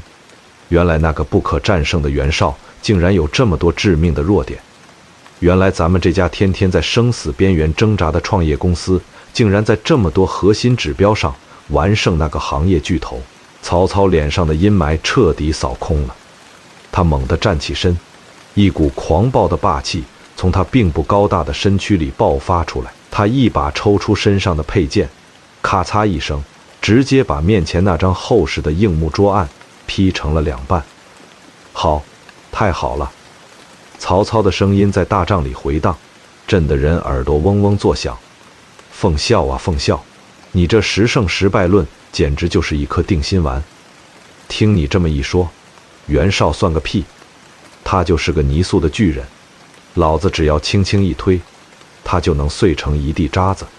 大帐里的气氛瞬间被点燃了，所有将领的眼睛都红了，那是饿狼闻到血腥味的眼神。刚才还在私底下写求职信的那些人，现在全都把心放回了肚子里，紧紧握住了腰间的刀柄。去他娘的袁绍，干就完了，传我的命令。曹操把带血的剑尖指向北方，眼神凌厉得像一只雄鹰。他大声喝道：全军立刻进入1级战备状态，粮草不够就从我的伙食里克扣，兵力不够就把伙夫也编入战斗序列。咱们的目标官渡，老子要生吞了袁绍。这就是郭嘉的魔力，他不用亲自上阵杀敌，他只需要在老板的脑子里动一下手术，就能瞬间改变整个战局的走向。这10胜10败论不仅是三国历史上最精彩的战略分析，更是心理战的巅峰之作。可是历史就是这么喜欢开玩笑。就在曹操刚刚重拾信心，把所有的兵力、所有的资源全都压在北方的官渡防线上，准备跟袁绍来一场决定天下归属的世纪大决战时，一场足以让曹魏集团瞬间覆灭的超级危机突然从背后袭来。就在曹操的屁股后面，在那片水网密布的江东大地上，一个比袁绍年轻得多，也残暴得多的猛虎已经悄悄露出了獠牙。他趁着曹操把所有注意力都放在北方的空当，正在集结一支凶悍的敢死队，准备从背后直接捅穿曹操的心脏，偷袭许都。只要许都一破，皇帝被抢走，曹操在前方的大军瞬间就会土崩瓦解，死无葬身之地。这个把曹操逼入绝境的江东小霸王，正是孙策。当这个绝密情报传到官渡前线的时候，曹操的脸色瞬间就白了。刚被郭嘉建立起来的自信心，差点被这背后突如其来的一刀给彻底击碎。前方是几十万泰山压顶的袁绍大军，后方是如狼似虎准备端自己老窝的孙策。两线作战，粮草见底，这已经不是九死一生了，这简直就是十死无生。曹营上下再次陷入了极度的恐慌之中，连一向镇定的荀彧都急得满头大汗，束手无策。就在所有人都觉得曹魏公司这次在劫难逃的时候，郭嘉又一次站了出来。那时候大帐里早就炸开锅了，曹仁急得直跺脚，扯着嗓子喊说：“主公，咱们赶紧撤兵回防许都吧，晚了，连皇帝带家属全得被孙策一锅端了。”荀彧的信使跑死了3匹马，送来的急件上全是汉字。在这个节骨眼上后院起火，等于是在曹操的大动脉上狠狠割了一刀。孙策可不是一般人，这小伙子当年才20出头，就带着从袁术那里借来的几千个老弱病残借壳上市了。短短几年时间，横扫江东6郡。他打仗不要命，专治各种不服，江湖人称小霸王。曹操以前为了安抚他，连自己的亲戚都嫁过去了搞联姻，可孙策根本不吃这一套。他趁着曹操在官渡跟袁绍死磕，黄河两岸打得不可开交的时候，悄悄把兵马集结到了长江边上。他打算玩一把大的，直接奔袭许都，把大汉朝的最高董事长汉献帝抢回江东去。要是孙策真的得手了，曹操在官渡的前线部队立马就会崩溃，士兵们一听老家都没了，老婆孩子全成了人家的俘虏，谁还给你卖命打仗？这就是个死局。分兵回救，正面防线马上就会被袁绍几十万大军碾平，不救，后方基地立刻完蛋。曹操的头风病又犯了，疼得满地打滚。他看着地图上的江东，两眼发黑。郭嘉看着乱成一锅粥的高管们，慢悠悠地走到地图前，他伸出一根手指点在长江的位置上说：“主公，您把心放回肚子里，对付孙策，咱们一兵一卒都不用派。就在这官渡前线，该喝酒喝酒，该吃肉吃肉，我拿项上人头担保，孙策他绝对过不了长江。”曹操捂着脑袋站起来，满脸写着不信。他说：“奉孝，你这是喝多了说胡话吧？人家几万精锐水军都在江边热身了，你不派兵防守，难道靠嘴皮子把他吹回去？”郭嘉冷冷一笑说：“主公，孙策确实能打，但他有个致命的弱点，他刚刚吞并江东，杀的全是当地的地头蛇和名门望族。这叫什么？这叫暴力强拆。那些被他弄死的大佬，手底下养着成百上千的死士，这些人全都在暗处盯着他，恨不得生吃了他。这时候要提一个江东本地的头面人物，叫许贡。这许贡原本是吴郡的太守，在江东那是树大根深。许贡看孙策天天这么杀人抢地盘，就给朝廷写了一封密信。信里说孙策这小子跟当年的项羽一样，是个六亲不认的亡命徒，建议朝廷赶紧想办法把他弄到京城软禁起来，千万不能让他回江东。结果这封密信在半道上被孙策的探子给截获了。孙策一看，火冒三丈，他把许贡抓过来，二话不说，当场用弓弦把许贡活活勒死了。孙策觉得人死了就清静了，但他想的太简单了。许贡这人平时对手下特别好，他死了，他的门客和保镖全都潜伏了起来，就等着给老首长报仇。郭嘉把这些情报全盘托出，然后紧紧盯着曹操说道：“主公，孙策这人有个毛病，他觉得自己天下无敌，出门从来不带保镖，喜欢一个人骑着快马去深山老林里打猎。一个结了无数仇家，刚刚完成血腥并购的年轻老板，居然敢一个人在野外乱跑，这叫什么？这叫轻而无备。”郭嘉深吸了一口气，声音在大帐里回荡。他继续说：“孙策手下虽然有100万之众，但他这种作死的方式，以我的推算，他根本等不到出兵许都的那一天，他一定会死在几个刺客的手里，这叫死于匹夫之手。”大帐里静得可怕，所有人都觉得郭嘉疯了。这就好比敌人的导弹都架在发射架上了，你告诉大家不用拦截，因为你算出那个按发射钮的操作员马上就要拉肚子猝死一样。这简直就是把整个公司的命运压在一个玄之又玄的虚无概率上。但曹操懂郭嘉，曹操看着郭嘉那双深邃到不见底的眼睛，心里的恐慌奇迹般的平息了。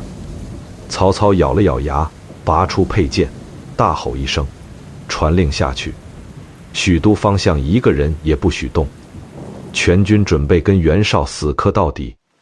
要是孙策真的打过来了，我曹某人认命。这就叫豪赌，这是三国历史上最惊心动魄的一次战略豪赌。曹操把身家性命全压在了郭嘉对人性的极致分析上。接下来的几个月是曹操最难熬的日子。官渡前线跟袁绍打得昏天黑地，伤亡惨重。曹操每天晚上都在大帐里来回踱步，竖着耳朵听南边的动静。只要一有快马跑进大营，曹操的心都要提到嗓子眼里，生怕带来的是许都沦陷的噩耗。时间一天天过去，南方出奇的安静，直到建安5年4月，也就是孙策准备发兵偷袭许都的前夕，在江东的丹徒山里，孙策正骑着他的高头大马，带着一群人去打猎。他嫌手下人跑得太慢，一甩鞭子，自己一个人冲进了茂密的树林里。就在他追赶一头大鹿的时候，树林深处突然走出来3个人。这3个人打扮成普通猎户的模样，手里拿着弓箭和长矛。孙策勒住马，大声喝问他们是谁。其中一个人低着头说：“我们是韩当将军手下的兵，在这里打猎。”孙策冷笑一声：“韩当手下的兵我都认识，从来没见过你们。”话音刚落，那3个人猛地抬起头，眼神里全是血海深仇。他们根本不废话，抬手就是一箭。这一箭不偏不倚，直接射中了孙策的脸颊，箭头深深地扎进了骨头里。这3个人正是许贡当年养的死士，他们在深山老林里足足埋伏了几个月，终于等到了这个千载难逢的机会。虽然这3个死士随后就被赶来的孙策保镖砍成了肉泥，但孙策的脸已经被彻底毁了。在这个靠脸面和威望吃饭的乱世，主帅受了重伤，这就等于天塌了。孙策被抬回军营，找了最好的医生。医生一看，直摇头说：“这箭头上有毒，加上伤在面部，神经绝对不能动怒，得好好养着，100天之内不能见风。”孙策哪受得了这个气？他是个非常骄傲的人。他把镜子拿过来一照，看到自己曾经英俊的脸现在肿得像个烂桃子，满脸是血。他愤怒地把镜子摔在地上，大吼一声：“我的脸变成这样，以后还怎么建功立业？”这一声大吼直接把伤口崩裂了，毒火攻心。当晚，这个横扫江东，让曹操吓得头风发作的小霸王，就这么在无尽的不甘和愤怒中咽下了最后一口气。年仅26岁，当这个消息顺着情报网用800里加急送到官渡前线的时候，曹操的大帐里正在开会。送信的探子满头大汗地跑进来，跪在地上结结巴巴地说：“报，主公，江东急报，孙策在丹徒山打猎，遭遇许贡门客暗杀，重伤不治，已经咽气了。江东内部大乱，孙权刚刚接班，正在忙着平息内乱，偷袭许都的计划彻底取消。大帐里静得掉根针都能听见，所有的高管张辽、徐晃、许褚，甚至连荀彧这种见惯了大风大浪的人都齐刷刷地转过头，看向坐在角落里正在喝酒的郭嘉，那眼神已经不是在看一个同事了，那是在看神仙，甚至是在看一个怪物。曹操的手抖得连酒杯都端不住了，酒水洒了一地。他大步走到郭嘉面前，死死抓着郭嘉的手臂，讽笑：“你到底是怎么算出来的？你是不是在江东安排了内线？”郭嘉慢慢放下酒杯，擦了擦嘴角的酒渍。他看着激动得面红耳赤的曹操，淡淡地说：“主公，这天下哪有什么未卜先知，也没有什么神仙妖怪。我只是把孙策的性格，把他做事的手段，和他面临的政治环境放在一起，做了一个简单的沙盘推演而已。性格决定命运，他种下什么样的因，就一定会结什么样的果，这不过是常理罢了。”常理这两个字从郭嘉嘴里吐出来，轻飘飘的，但在曹营所有人的心里却重如泰山。别人眼里的常理是吃喝拉撒，郭嘉眼里的常理是看透人性的弱点，并在无数个随机事件中精准地锁定那个必然的结局。排除了孙策这个背后的隐患，曹操终于可以把全部精力集中在官渡之战上了。但是官渡的局势并没有因为孙策的死而变得轻松，真正的苦战才刚刚开始。袁绍虽然被郭嘉在心理上扒了底裤，但人家手里那几十万大军可是实打实的。这就好比你在战术会议上把对手分析得一文不值，但一上擂台，人家200多斤的体格往那一站，一拳抡过来，你还是得躲。官渡之战打成了一场漫长而惨烈的消耗战，双方在黄河南北两岸修筑了无数的堡垒和战壕，每天都是震天的战鼓声和漫天的箭雨。袁绍仗着人多势众，搞了个什么土山战术，就是在曹操营地的外面堆起几十座高高的土山，然后让弓箭手站在土山上居高临下的往曹营里射箭。这招太损了，曹营的士兵连上个厕所都得顶着盾牌，每天营地里都有人被流箭射死。曹操没办法，只能发明了投石车，当时叫霹雳车，把大石头砸向土山，这才把袁绍的弓箭手压制下去。紧接着袁绍又玩起了地道战，派人从地下挖地道，想直接挖到曹操的营帐里。曹操就让人在营地周围挖了一圈深深的壕沟，里面灌上水，直接把袁绍的地道给淹了。你来我往，见招拆招，这仗一打就是大半年。打到建安5年8月的时候，曹魏集团迎来了一个非常致命的危机，不是兵力不够了，也不是士气低落了，而是公司账上没钱了。准确地说，是前线的军粮彻底耗尽了。古代打仗10几万人的后勤补给是个天文数字，曹操的地盘本来就常年打仗，农业生产破坏严重，现在又是大旱，老百姓连树皮都啃光了，上哪儿去征集军粮？许都的后方大总管荀彧每天愁得头发一把一把的掉，他给曹操写信说，仓库里的粮食早就没了，连老鼠都饿死了，只能想办法给前线的兄弟们再凑半个月的口粮。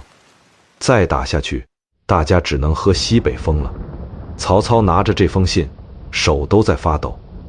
他站在官渡的沙盘前，两眼血红。对面袁绍的营帐里，每天到了饭点，肉香和米饭的香气能飘过防线传到曹军的鼻子里。袁绍的运粮车队就像一条没有尽头的长龙，源源不断地从河北运来堆积如山的物资。这种巨大的落差足以摧毁任何一支军队的意志。曹军的阵营里开始出现逃兵，甚至有些将领开始偷偷给袁绍写信投降。曹操真的顶不住了，他给留守许都的荀彧写了一封密信，信里只有一个意思：我打算撤军回许都了。这官渡我是真守不下去了。就在这封足以改变三国历史走向的信刚刚写完，墨迹还没干透的时候，郭嘉掀开门帘走了进来。他一看曹操案头的那封信，二话不说，直接拿起来在旁边的火盆上给烧了。曹操勃然大怒，喊道：奉孝，你干什么？你知不知道将士们每天只能喝一顿稀粥，连拿兵器的力气都没有了？再耗下去，不用袁绍打，咱们自己就饿死了。郭嘉看着化为灰烬的密信，脸色一沉：主公，现在撤军就是死路一条。您在这里跟袁绍耗了半年，天下所有的诸侯都在看着您。要是退了这一步，您身上的那层不可战胜的光环就彻底碎了。到那时候，不仅袁绍会顺势掩杀过来，连周围那些表面顺从您的军阀也会立刻群起而攻之。曹操双手抓着头发问：可是没粮食了，你让我拿什么给这10几万人吃？拿泥巴吗？郭嘉走到曹操身边，压低了声音，缓缓说道：主公，您只看到了咱们自己快饿死了，您就没想过，袁绍几十万人，每天的消耗是咱们的好几倍，他的粮食是从河北千里迢迢运过来的，战线拉得越长，后勤的风险就越大。咱们现在就是在熬鹰，谁先眨眼谁就死。主公，最绝望的时刻往往就是战机出现的时刻。您信不信，不出10天，袁绍的内部一定会出大乱子。郭嘉凭什么敢放这种话？他又是在赌吗？当然不是。郭嘉在后方其实有一张非常庞大的暗网，他每天虽然看着像个没事人一样喝酒，但实际上他通过那些被他收买的袁绍军中的底层军官，一直在死死盯着袁绍的粮道。郭嘉太清楚了，袁绍集团内部现在已经烂透了，前方的将领在拼命，后方的谋士还在争权夺利。袁绍的2个大军师许攸和沈佩，为了争夺公司的控制权，正在疯狂内斗。沈佩甚至趁着许攸在前线出差，把许攸留在邺城老家的亲戚全给抓了，理由是贪污受贿。这就好比前方高管正在谈几百亿的大项目，后方董事长直接把高管的老婆孩子给查办了。这种荒唐事也只有在袁绍这种奇葩公司里才会发生。郭嘉就是在等这个内部矛盾彻底引爆的那一瞬间。果不其然，没过几天，一个浑身是泥、神色慌张的中年男人趁着夜色偷偷摸摸地跑进了曹营，指名道姓要见曹操。这个人正是被逼上绝路的许攸。许攸一进大帐，看见曹操，眼泪都下来了。他把袁绍怎么昏庸，怎么不听他的计策，沈佩怎么陷害他家人，竹筒倒豆子一样全说了出来。最后许攸抛出了一个足以致命的商业机密：孟德啊，袁绍所有的军粮，几十万大军半年的口粮，全都囤在一个叫乌巢的地方，那里防守极其松懈，守将淳于琼是个大酒鬼，天天喝得烂醉。你只要派一支精兵带上火把，连夜突袭乌巢，一把火把他的粮草全烧了，袁绍的大军不出3天必定全线崩溃。曹操听到这话，连鞋都没顾得上穿，光着脚就跑出来迎接许攸。他转头看向角落里的郭嘉，郭嘉端着酒杯，冲着曹操微微点了点头，那个眼神的意思很明确：机会来了，干他！这就是著名的火烧乌巢。曹操亲自带领5000名最精锐的骑兵，打着袁绍军队的旗号，连夜抄小路直扑乌巢。这一把火烧红了官渡的半边天，袁绍几十万大军的军粮瞬间化为灰烬。消息传到袁绍大营，整个前线彻底炸锅了。士兵们一看饭都没得吃了，谁还会给你打仗？原本坚如磐石的防线瞬间土崩瓦解。曹军趁势全线反击，打得袁绍丢盔卸甲，带着800个亲兵连夜逃回了黄河北岸。官渡之战，曹操以绝对的弱势兵力完成了绝地反击，创造了中国军事史上的一个奇迹。而在这场奇迹的背后，从战前的10胜10败心理建设，到战局焦灼时的稳定军心，再到对敌人内部矛盾的精准把控，郭嘉的影子无处不在。他就像一个隐形的控盘手，牢牢把控着整个战局的节奏。赢了官渡，曹魏集团算是一战封神，彻底奠定了北方霸主的地位。大家回了许都，该升职的升职，该发财的发财。所有人都觉得袁绍这回被揍得元气大伤，北方很快就能被咱们彻底收购了。可是打江山容易，守江山难。彻底吃掉袁氏集团这头大象，远比想象中要困难得多。官渡之战后不到2年，建安7年，大概是公元202年，那位曾经不可一世的43公袁大老板，因为吃了败仗，气急攻心，在邺城连吐了几大口鲜血，两腿一蹬，直接去见阎王了。袁绍这一死，袁氏集团立刻陷入了巨大的权力真空。按照当时的规矩，老董事长死了，应该是由嫡长子接班。袁绍的大儿子叫袁谭，在青州当分公司经理，手里有兵有粮。可袁绍生前特别偏心，他最喜欢的是小儿子袁尚，觉得袁尚长得帅，有自己年轻时候的风范。袁绍死得太突然，连个正式的遗嘱都没留下。这下好了，袁谭和袁尚两兄弟为了争夺公司董事长的位置，直接在内部开战了。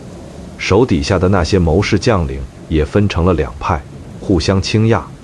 今天你打我，明天我砍你。好好的一个河北大市场，被他们兄弟俩搞得乌烟瘴气。曹操在许都听到这个消息，高兴得差点没跳起来。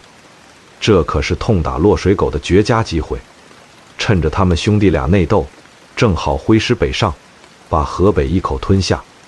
于是曹操调集了大军，浩浩荡荡地开到了黄河边上的黎阳，准备给袁家兄弟最后致命一击。曹操的算盘打得很精，他觉得袁家兄弟正在内耗，自己大军压境肯定能势如破竹。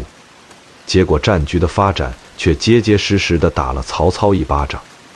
当曹操的先头部队打过黄河的时候，原本还在邺城城门口互砍的袁谭和袁尚两兄弟突然停手了。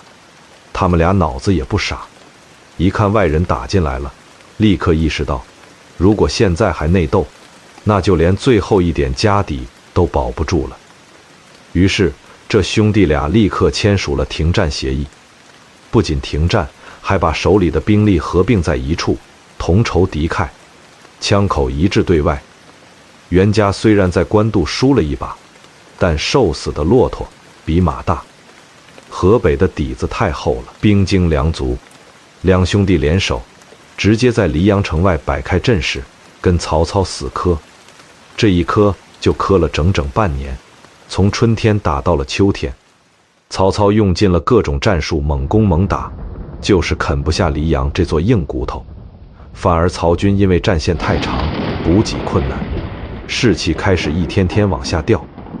一天傍晚，曹操坐在中军大帐里，看着伤亡报告，眉头拧得像个死结。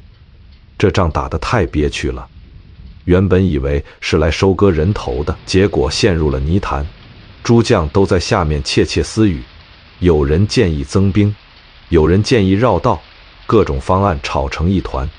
就在大家吵得不可开交的时候，郭嘉站了起来。他走到地图前，二话不说，拿起一根木棍，直接把代表曹军的旗帜从前线黎阳一把拨到了南边的大后方许都。全场哗然，所有人都愣住了。曹操也瞪大了眼睛看着郭嘉。郭嘉转过身，看着满脸错愕的众人，冷冷地吐出了一句话：传我的命令，全军拔营，立刻撤退，南下打刘表去，撤得越快越好。咱们不陪着袁家两只疯狗玩了。这就叫反直觉的战略退却。在这个马上就要见分晓的关键时刻，郭嘉居然建议放弃所有已经取得的阵地，直接撤军。这到底唱的是哪一出？大帐里静得能听见火盆里木炭炸裂的声音，曹操的头皮都发麻了。10几万大军在前线顶着风吹日晒，打了大半年，死伤无数，眼看就要啃下黎阳了。你现在让我撤兵，这要是没有个天大的理由，底下那帮杀红了眼的猛将能当场把帅帐给掀了。曹操死死盯着郭嘉说：奉孝，你最好给我一个说得过去的解释。郭嘉不慌不忙地放下手里的木棍，拍了拍手上的灰土说：主公，您打仗打得太投入，连最基本的人性都忘了。您想想，袁谭和袁尚为什么会突然联手？因为您带着几十万大军杀过来了。您现在就是那根把他们两兄弟死死绑在一起的绳子。您在外面给的压力越大，他们内部抱得就越紧，这就叫外力倒逼团结。郭嘉冷笑了一声，环视了一圈大帐里的高级军官们，继续说道：可是只要您这根绳子一松，您带着大军往南边一撤，他们两兄弟会干什么？他们会觉得外患没了，天下太平了。既然天下太平了，那就该关起门来，接着算算老爷子留下的遗产到底该归谁了。主公，您信不信？只要您前脚刚走，做出要去打荆州刘表的架势，他们两兄弟后脚就能在黎阳城里自己先砍起来，等他们打得头破血流，把家底都拼光了，您再掉过头来，秋风扫落叶，一兵一卒都不用多损失，整个河北大市场白送给您。这就是顶级谋士的恐怖之处。别人打仗看的是兵力部署，看的是粮草辎重，郭嘉看的是敌人的心理防线。他把人类那种为了私利可以六亲不认的贪婪算计到了骨髓里。在郭嘉眼里，袁氏兄弟那种对权力的渴望，就是曹魏集团最致命的武器。曹操听完，脑子里嗡的一声，瞬间通透了。他一巴掌拍在帅案上，仰天大笑，哈哈哈哈，高实在是高，传令全军连夜拔营，装出粮草不济的样子，全速往南边撤，给咱们袁家两位公子腾出地方，让他们好好清静清静。曹军这一撤退的那叫一个干净利落，连营地里的破锅烂碗都没要，做足了狼狈逃窜的戏码。黎阳城里的袁谭和袁尚站在城头上，看着曹军渐渐远去的烟尘，长长的舒了一口气。危机解除了，曹操这个大魔王终于走了。可是这口气还没喘匀，两兄弟互相对视了一眼，空气中的火药味瞬间就浓了。袁谭心里想，我是长子，这董事长的位子本来就是我的，你个小老婆生的，凭什么跟我抢？袁尚心里盘算，老爷子生前最疼我，大印都在我手里，你算老几？果然就像郭嘉预测的那样，曹操撤军还不到1个月，袁谭和袁尚就在黎阳城外直接翻脸了。两人把自己手里的王牌部队全都拉了出来，在自家的地盘上杀了个昏天黑地。这场豪门内斗比跟曹操打仗还要惨烈，因为大家都知根知底，打起来招招致命。结果大儿子袁谭实力不济，被小儿子袁尚按在地上摩擦，打得连老巢都快丢了。袁谭被逼到了绝路，他脑子一抽，干出了一件让全天下人都惊掉下巴的事情。他派了个叫辛毗的使者，快马加鞭跑到许都，扑通一声跪在曹操面前说：曹叔叔，曹叔叔，求您发兵救救我吧，我弟弟要杀我，只要您帮我干掉袁尚，我以后就给您当小弟。曹操坐在大堂上，看着下面痛哭流涕的辛毗，转过头看了看旁边的郭嘉，两人相视一笑，那笑容里充满了对人性愚蠢的嘲讽。猎物自己走进了陷阱，接下来的事情就简单了。曹操打着替袁谭出头的旗号，大军再次渡过黄河。这时候的袁氏集团已经被他们自己内部的火并给折腾得奄奄一息了。曹操就像一个极其有耐心的老猎手，先是帮着袁谭把袁尚打跑，占领了袁氏集团的总部邺城。紧接着曹操翻脸不认人，反手就把袁谭也给收拾了。没费多大吹灰之力，整个冀州、青州、并州全都被曹魏集团收入囊中。曹操终于完成了对北方最大的兼兵重组，这是建安9年的事情。曹操拿下邺城之后，心情大好。他站在邺城高高的铜雀台上，俯视着这片富饶的土地，觉得自己终于可以高枕无忧了。可是郭嘉的脸色却越来越苍白，他那被酒精和熬夜掏空的身体已经开始发出危险的信号。他经常整夜的咳嗽，咳出来的痰里带着血丝，但他顾不上这些，他的目光越过了冀州的平原，死死地盯住了更遥远的北方。那里是幽州，是辽西，是一望无际的草原和荒漠。袁尚虽然被打败了，但他没死。他带着二哥袁熙以及残存的几万精锐，像丧家犬一样逃到了更北边的地方。他们投靠了一个极其凶悍的游牧民族部落乌桓。乌桓的首领叫他盾，这人野心极大，手里空闲之士有几十万。袁尚跑到他那里，许诺了无数的好处，还把中原的很多先进武器和工匠带了过去。蹋顿一看，这是笔稳赚不赔的买卖，于是乌桓人开始频繁地在曹操的北方边境烧杀抢掠，公开支持袁尚复辟。这就像是一颗随时会引爆的定时炸弹，埋在了曹魏集团的后院里。建安12年，大概是公元207年，曹操在邺城召开了最高级别的战略军事会议。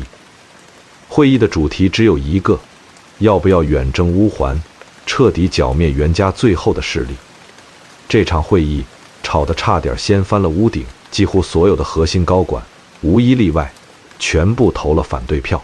曹洪、夏侯渊这些铁杆猛将，平时打仗从不含糊，这次全怂了。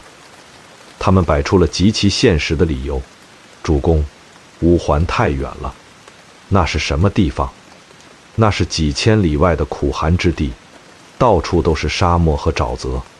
咱们的步兵和重骑兵到了那里，连路都找不到。更可怕的是，粮草根本运不过去。这是一场注定要饿死在半路上的死亡远征。这还不算完，管人事的荀彧抛出了一个更致命的威胁。他说：主公，您别忘了，南边还趴着一个刘表呢。刘表手里可是有10几万水陆大军。更要命的是，刘备现在就在刘表那里。刘备是什么人您最清楚，这就是头闻着血腥味就上的狼。您现在带着所有的主力去打几千里外的乌桓，许都等于是个空壳子。刘备只要稍微一怂恿刘表出兵偷袭咱们的大本营，皇帝一丢，咱们全都要完蛋。大帐里的气氛压抑到了极点，所有人的理由都无懈可击。远征乌桓，这不仅是战略上的冒险，这简直就是拿整个公司的命运在玩俄罗斯轮盘赌。曹操坐在主位上，揉着隐隐作痛的太阳穴，他也犹豫了，风险太大了，万一输了，这辈子的基业就全毁了。就在曹操准备放弃这个疯狂的计划时，一阵剧烈的咳嗽声从角落里传了出来。郭嘉捂着嘴，咳得撕心裂肺，甚至连腰都直不起来了。周围的人赶紧给他递水。郭嘉推开水杯，用沾着血迹的袖子擦了擦嘴角。他扶着桌子慢慢地站了起来。他瘦得就像一阵风就能吹倒，但他的眼神里却燃烧着一种让人不敢直视的疯狂烈焰。主公，不能退。郭嘉的声音很虚弱。但在安静的大帐里却像惊雷一样炸响。他摇摇晃晃地走到地图前，干枯的手指点在乌环的位置上，说道：“主公，大家说的都没错，远征乌环风险极大，但是大家唯独算漏了一点，那就是敌人的心理。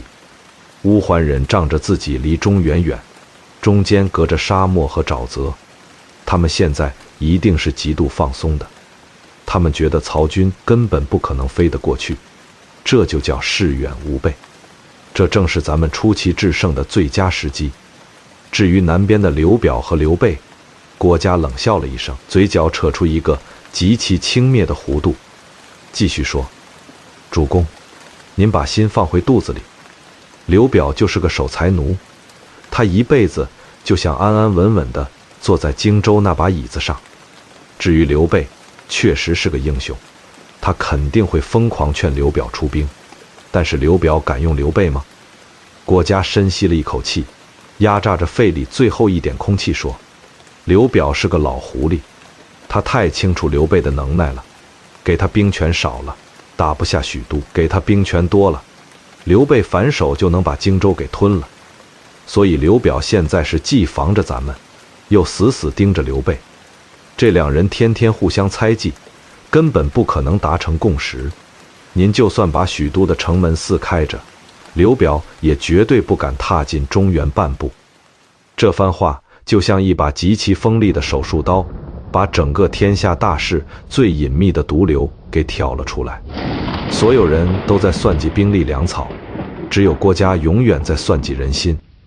他把刘表那种小家子气的自私和刘备那种外来户的野心摸得透透的。郭嘉死死盯着曹操，继续说：“主公，袁氏在河北经营了4代人，恩威极重。只要袁尚现在还活着，那些依附于他们的世家大族就还有幻想。如果我们现在不去斩草除根，只要您以后带兵南下打江东，袁尚借着乌环的骑兵突然南下，整个河北立马就会全部反叛，到时候首尾不能相顾，您就是死路一条。主公，这是最后一块心病，就算是死在路上，咱们也得把它挖出来。”大帐里鸦雀无声，那些刚猛的将军们看着眼前这个似乎随时都会倒下的文弱书生，心里涌起了一股难以言喻的敬畏。这就是疯子，一个用自己的命在给曹魏集团铺路的疯子。曹操看着郭嘉那苍白如纸的脸，眼眶突然红了。他知道郭嘉现在的身体根本撑不起这种长途跋涉的折腾，但他更知道郭嘉说的是对的，这是必须要打的一仗。曹操猛地拔出佩剑，狠狠地跺在帅案上：“传我的命令，全军整编，准备北伐。谁要是再敢言退，格杀勿论。”建安12年的秋天，曹操带着大军踏上了这条被称为死亡之地的征途。郭嘉拖着病入膏肓的身体，依然躺在曹操的战车里随军出征。但这场远征的艰难程度，远远超出了所有人的想象。大军刚出吴中县，也就是现在的天津蓟县一带，老天爷就开始变脸了。那一年秋天，大雨下得没完没了，整个辽西走廊变成了一片泥海，而沿途的道路全被山洪冲毁了，车轮深深地陷在烂泥里，10几匹马都拉不动一辆运粮车。将士们只能在齐腰深的泥水里跋涉，满身都是臭泥和寄生虫，因为下雨根本没法生火做饭。士兵们只能嚼着冰冷的生米，喝着浑浊的泥水。每天都有成百上千的人因为拉肚子、发高烧倒在路边，一旦倒下就再也爬不起来了，活活陷进泥沼里。战马更是成批成批的死亡，沿途漂浮的牲口尸体散发着让人作呕的恶臭。大军在泥潭里像蜗牛一样蠕动，一天连10几里路都走不出去。照这个速度，还没摸到乌桓人的边，10几万大军就要全烂在这片泥沼里。更可怕的是，当地的向导跑来报告了一个让人绝望的消息：前面的滨海大道因为海水倒灌，已经被彻底淹没了。大军断粮迷路，被困死在了这片绝地。曹操站在泥水里，披风全湿透了，紧紧贴在他的身上。他看着眼前望不到头的黄泥汤，听着四周将士们虚弱的哀嚎，这位铁打的枭雄第一次感到了一种深深的无力感。他爬上郭嘉的马车，车厢里弥漫着一股浓重的草药味和死亡的气息。郭嘉躺在榻上，瘦得只剩下一把骨头，每一次呼吸都像是在拉破风箱。曹操握住郭嘉冰凉的手，声音嘶哑说：“奉孝，没路了，真没路了。咱们的将士每天都在死，这仗打不下去了，咱们撤吧。就算拼着河北不要了，我也得把你活着带回去。”郭嘉听到这话，那干瘪的嘴唇突然扯出一个苍白的冷笑。他费力地抬起手，用尽全身最后的力气，死死掐住曹操的胳膊，那力道大得惊人，指甲都快抠进曹操的肉里了。他大喊：“主公，您糊涂啊！现在往后退，咱们这10几万人就成了泥潭里的活靶子。军心一旦散了，不用乌桓人来打，咱们自己就能在烂泥里发生兵变。咱们现在唯一的活路就是往前冲。”曹操眼睛通红，反手紧紧握住郭嘉那冰凉刺骨的手，说：“往前冲，往哪冲？你看这满地的黄泥汤，还有滨海大道已经被海水倒灌给淹没了，连条像样的落脚点都没有，几百斤重的粮车全陷在泥里拔不出来。你让我带着兄弟们往哪儿冲？难道真的全去水里喂王八吗？”郭嘉深吸了一口气，肺里发出破风箱一样的嘶嘶声。他死盯着车顶，脑子里飞速运转着最后的数据分析。他说道：“主公，兵贵神速，咱们现在之所以走不动，被困在这泥沼里，是因为咱们这头大象背着太多没用的资产。那些沉重的粮车，那些笨重的工程器械，还有那些一天只能走10几里路的重装步兵，全都是咱们的催命符。这就像一家创业公司面临生死存亡的转型期，却死死抱着那些过时的重资产不放手。咱们这是去跟人家玩闪电战，带着这些破铜烂铁，怎么可能赢？”郭嘉咽了一口带血的唾沫，死死咬着牙，继续逼着自己发声：“丢掉，全都丢掉，把所有的辎重都留在原地，粮草一律不要了。每个士兵只准带3天的随身口粮，把重步兵和老弱病残全留下看守大营，假装咱们的主力还在原地休整。您亲自带着最精锐的轻骑兵，卸下所有的防护铠甲，不要命的往前冲。咱们不走寻常路，只要能出其不意地出现在乌桓人的大本营柳城面前，这就叫天降神兵，这就是实打实的降维打击。”大帐里的将领们听完这个提议，全疯了。曹洪连连摆手，徐晃眉头皱成了疙瘩。这哪里是在打仗，这简直就是集体去送死，扔了粮草，深入敌后几百里。这在传统兵法里叫兵家大忌，叫自绝后路。一旦在路上迷了路，或者被敌人的小股部队缠住，3天后大家连草根都没得啃，几万精锐直接就得饿死在草原上，连收尸的人都没有。可是曹操听懂了，他看着郭嘉那双燃烧着最后生命之火的眼睛，心底那股被大雨浇灭的枭雄狠劲再次被彻底点燃了。这是在拿全公司的身家性命进行最后一次押上所有筹码的豪赌。赌赢了，北方彻底平定，从此再无后顾之忧；赌输了，大家一起埋在这塞外的烂泥里。曹魏集团当场宣告破产清算。曹操站起身，抹了一把脸上的冰冷雨水，他环视着那些满脸惊骇的将军们，声音冷得像一块冰。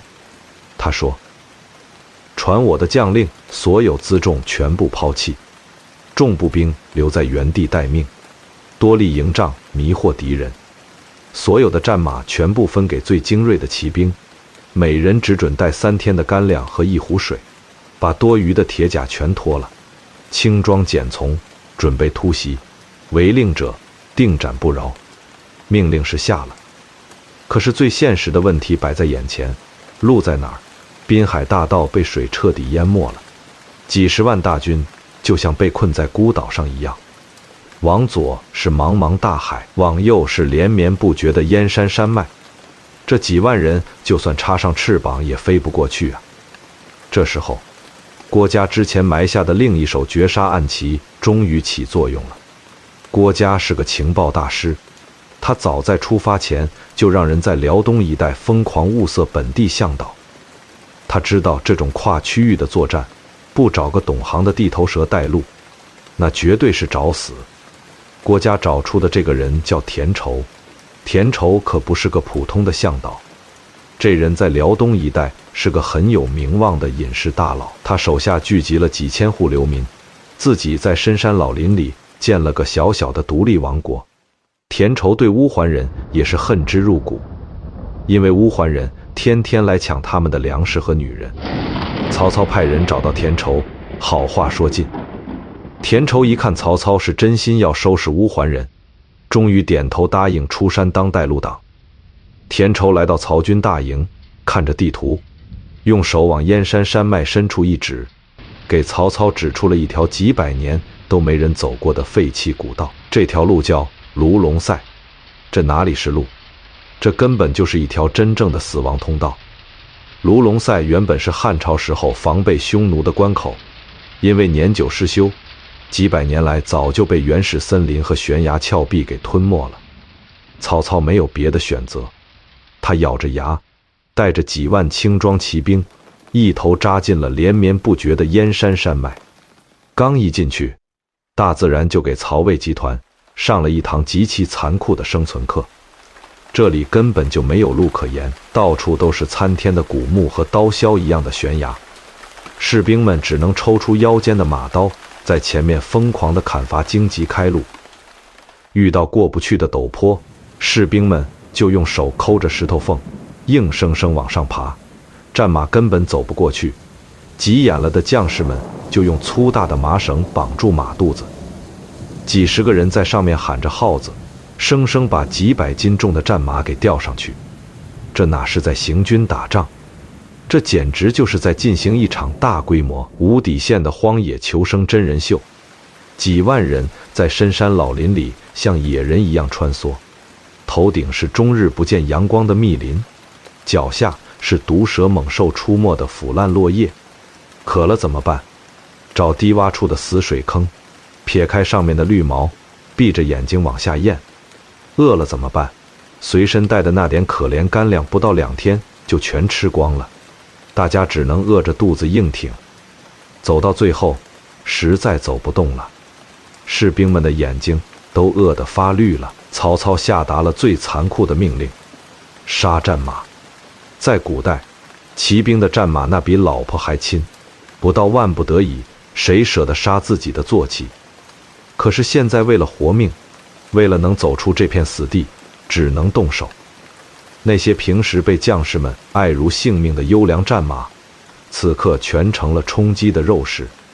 因为在深山老林里不敢生火，怕冒烟暴露目标，大家只能在刺骨的寒风中用刀割下带着血丝的生马肉，就这么血淋淋地塞进嘴里，一边流着眼泪，一边硬着头皮往下咽。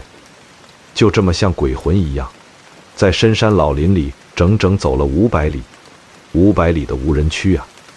这支原本威武雄壮的曹魏精锐，现在全变成了一群衣衫褴褛、浑身散发着恶臭的野人部队。但也正是因为这种超越了人类生理极限的隐蔽行军，这支军队就像是从人间彻底蒸发了一样，完全脱离了当时天下所有情报网的视线。乌桓人做梦也想不到，在他们认为绝对安全的大后方，会有一支不要命的活阎王部队正在从天而降。终于到了建安12年的8月，秋风已经开始带着刺骨的寒意。曹操这支已经精疲力尽，像叫花子一样的骑兵部队，奇迹般地穿过了卢龙塞，猛地一下子钻出了大山。他们突然出现在了距离乌桓大本营柳城不足200里的白狼山附近。这就好比你正坐在家里沙发上看电视，吃着火锅，唱着歌，突然你家天花板炸开了，几个端着冲锋枪的特种兵直接掉在了你家茶几上。当曹军那面虽然残破但依然鲜红的曹字大旗在白狼山的山头上迎风飘扬的时候，整个乌桓大营彻底炸锅了。乌桓的最高首领蹋顿单于当时正舒舒服服地坐在大帐里喝着马奶酒，跟逃过来的袁尚两兄弟盘算着，等入冬了黄河结冰，咱们怎么去中原抢点金银财宝和女人。突然外面的探子连滚带爬地扑进大帐，声音都吓劈叉了。报，大王，曹操！曹操的大军从后山杀下来了。就在白狼山，蹋顿手里的酒杯啪的一声掉在地上，摔得粉碎。他猛地站起来，一把揪住探子的衣领，问道：“你放屁！滨海大道连条泥鳅都游不过来，曹操是从地底下钻出来的鬼吗？”可是当蹋顿冲出大营，抬起头往白狼山的方向看去时，他那张粗犷的脸瞬间变得惨白。漫山遍野全都是曹军的骑兵，虽然他们看着破破烂烂，但那种在死人堆里滚出来的肃杀之气，隔着老远都能让人胆寒。恐慌这种最致命的情绪，瞬间在乌桓人的阵营里像瘟疫一样蔓延开来。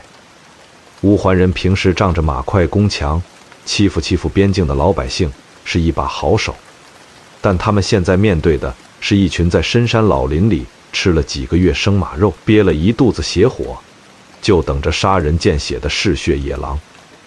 乌桓人的心理防线立刻就出现了巨大的裂痕，但蹋顿毕竟是个能在草原上称王称霸的狠角色，他强行咽下这口惊吓的凉气，开始拼命稳住阵脚。他把手底下的几万精锐骑兵全都拉了出来，在白狼山下密密麻麻地摆开阵势，试图用人数优势把这支从天而降的曹军直接碾碎。这时候的曹军情况其实糟糕到了极点，连续几个月的长途跋涉，没吃过一顿热饭，没睡过一个安稳觉，体力早就透支到了极限。更要命的是，曹操的主力步兵全留在了后方几百里外的地方，现在手里满打满算也就是这点轻骑兵，双方在绝对的人数上差距极大。曹营的将领们骑在马上，居高临下地看着山下那黑压压、一眼望不到头的乌桓铁骑，手心里全都攥出了冷汗。张辽、许褚这些久经沙场的老将也都不敢大喘气，大家都在屏住呼吸，等曹操下达最后也是最关键的命令。曹操骑在他的那匹绝影马上，冷冷地看着山下的乌桓军阵，他突然笑了，那种熟悉的掌控一切的狂放笑容再次回到了这位枭雄的脸上。他转过头看了一眼跟在后面那辆破马车，郭嘉虽然快要连喘气的力气都没有了，但就在刚才，郭嘉还是让人传出了最后一句话：主公，乌桓人仓促应战，阵型必定散乱，不要给他们列阵结营的机会，不要防守，全军突击，兵贵神速。现在的乌桓人看着人多势众，其实就是一群被突然惊吓到的羊群，他们根本没有统一的指挥调度，在乱军之中，谁表现得狠，谁表现得不要命，谁就能把对方的心理防线彻底击穿。战机就在这稍纵即逝的一瞬间，曹操猛地拔出腰间的倚天剑，剑锋直指山下的乌桓大营，发出一声犹如虎啸般的怒吼：张辽何在？张辽，这位在三国历史上留下了无数神话的顶级突击手，提着那把沾满鲜血的大刀，像一头出笼的猛兽一样冲了出来，大吼一声：末将！在曹操一把扯下腰间的先锋令旗，直接扔给张辽，大喊道：文员养兵千日，用兵一时，这是你建功立业、名垂青史的时候了。带上你的人，给我直接冲乱他们的中军大阵。记住，不要防守，不要后退，只要进攻。去把踏顿的脑袋给我砍下来当夜壶。张辽一把接住令旗，仰天长啸，眼睛里全是骇人的血丝。他转过头看着身后那些瘦得只剩皮包骨，但眼神却像饿狼一样的先锋骑兵，大喝一声：“兄弟们，跟老子杀下去吃肉！没有复杂的战术布置，没有花哨的排兵布阵，这就是一场纯粹的、野蛮的肉搏战。”曹军将士们心里太清楚了，后面是500里的无人区，退一步就是死无葬身之地。今天不把面前的敌人全杀光，抢了他们的粮食，谁也别想活着离开白狼山。大家把这几个月在泥水里受的罪，在山林里挨的饿，嚼生马肉带来的屈辱，全都化成了手里那一抹致命的刀光。张辽一马当先，带着先锋骑兵像一把烧得通红的尖刀，带着一往无前的疯狂气势，从白狼山上俯冲而下，直接硬生生地插进了乌桓人混乱的军阵中。碰撞的一瞬间，骨头碎裂的声音和惨叫声直冲云霄。曹军骑兵完全放弃了防御，他们用身体撞，用牙咬，用手里残破的马刀疯狂地挥砍。乌桓人的防线就像是撞上了一堵钢铁城墙的纸糊模型，瞬间被撕开了一个巨大的口子。张辽在千军万马中左突右冲，根本没人能挡得住他一合之敌。他那把大刀上下翻飞，砍得乌桓人残肢断臂，满天乱飞，鲜血把白狼山下的土地瞬间染成了暗红色。踏顿在后方的中军大帐前看得目瞪口呆，浑身发抖。他从来没见过这么打仗的军队，这帮中原人疯了吗？他们不要命了吗？就在踏顿愣神的这短短几秒钟里，死神已经降临了。张辽凭借着超人的武勇，硬生生地杀透了重重叠叠的敌阵，直接冲到了踏顿的马前。踏顿大惊失色，刚想举起手里沉重的狼牙棒招架，可是张辽根本不给他任何反应的机会。手起刀落，一道犹如闪电般的寒光划破了战场上的烟尘，咔嚓一声闷响。这位在北方大草原上不可一世，让无数人闻风丧胆的乌桓单于，踏顿那颗硕大的脑袋直接飞上了半空，枪子里的鲜血像喷泉一样喷起几尺高，洒了周围那些乌桓将领一身。主帅在眼皮子底下被人当场斩首，这对于原本就军心动摇的乌桓大军来说是毁灭性的打击。几十万乌桓人瞬间崩溃了，他们扔掉手里的兵器，像无头苍蝇一样四处逃窜，互相踩踏致死的不计其数。曹军在后面乘胜追击，大开杀戒。这一仗斩杀乌桓名将无数，当场投降的乌桓士兵多达20余万。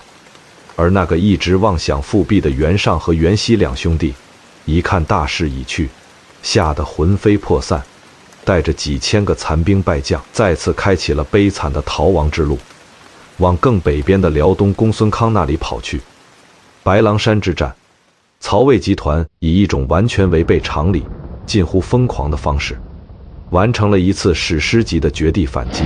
这场战役不仅彻底消除了北方长久以来的边患，把乌桓人彻底打服，更把曹操的军事威望推向了震烁古今的最顶峰。当震耳欲聋的胜利欢呼声在白狼山下响彻云霄，将士们疯狂地庆祝劫后余生的时候，曹操跳下那匹满身是血的战马，连头盔都顾不上摘，快步朝着后方跑去。他要去找那辆破马车，他要把这个天大的好消息亲口告诉他最倚重的战略官，那个用半条命换来这场旷世奇功的郭奉孝。可是当曹操满脸狂喜地跑到马车跟前，一把掀开那厚重的车帘时，他脸上的笑容却在一瞬间彻底凝固了。郭嘉静静地躺在榻上，脸色灰败得像一张揉碎了的旧纸，他连睁开眼睛的力气都没有了。那个曾经能在谈笑间把天下诸侯玩弄于股掌之中的顶级大脑，此刻正在被病魔一点一点地吞噬。辽西那500里的原始森林，那刺骨的冰雨，还有嚼碎在嘴里的生马肉，彻底击垮了他原本就脆弱不堪的身体。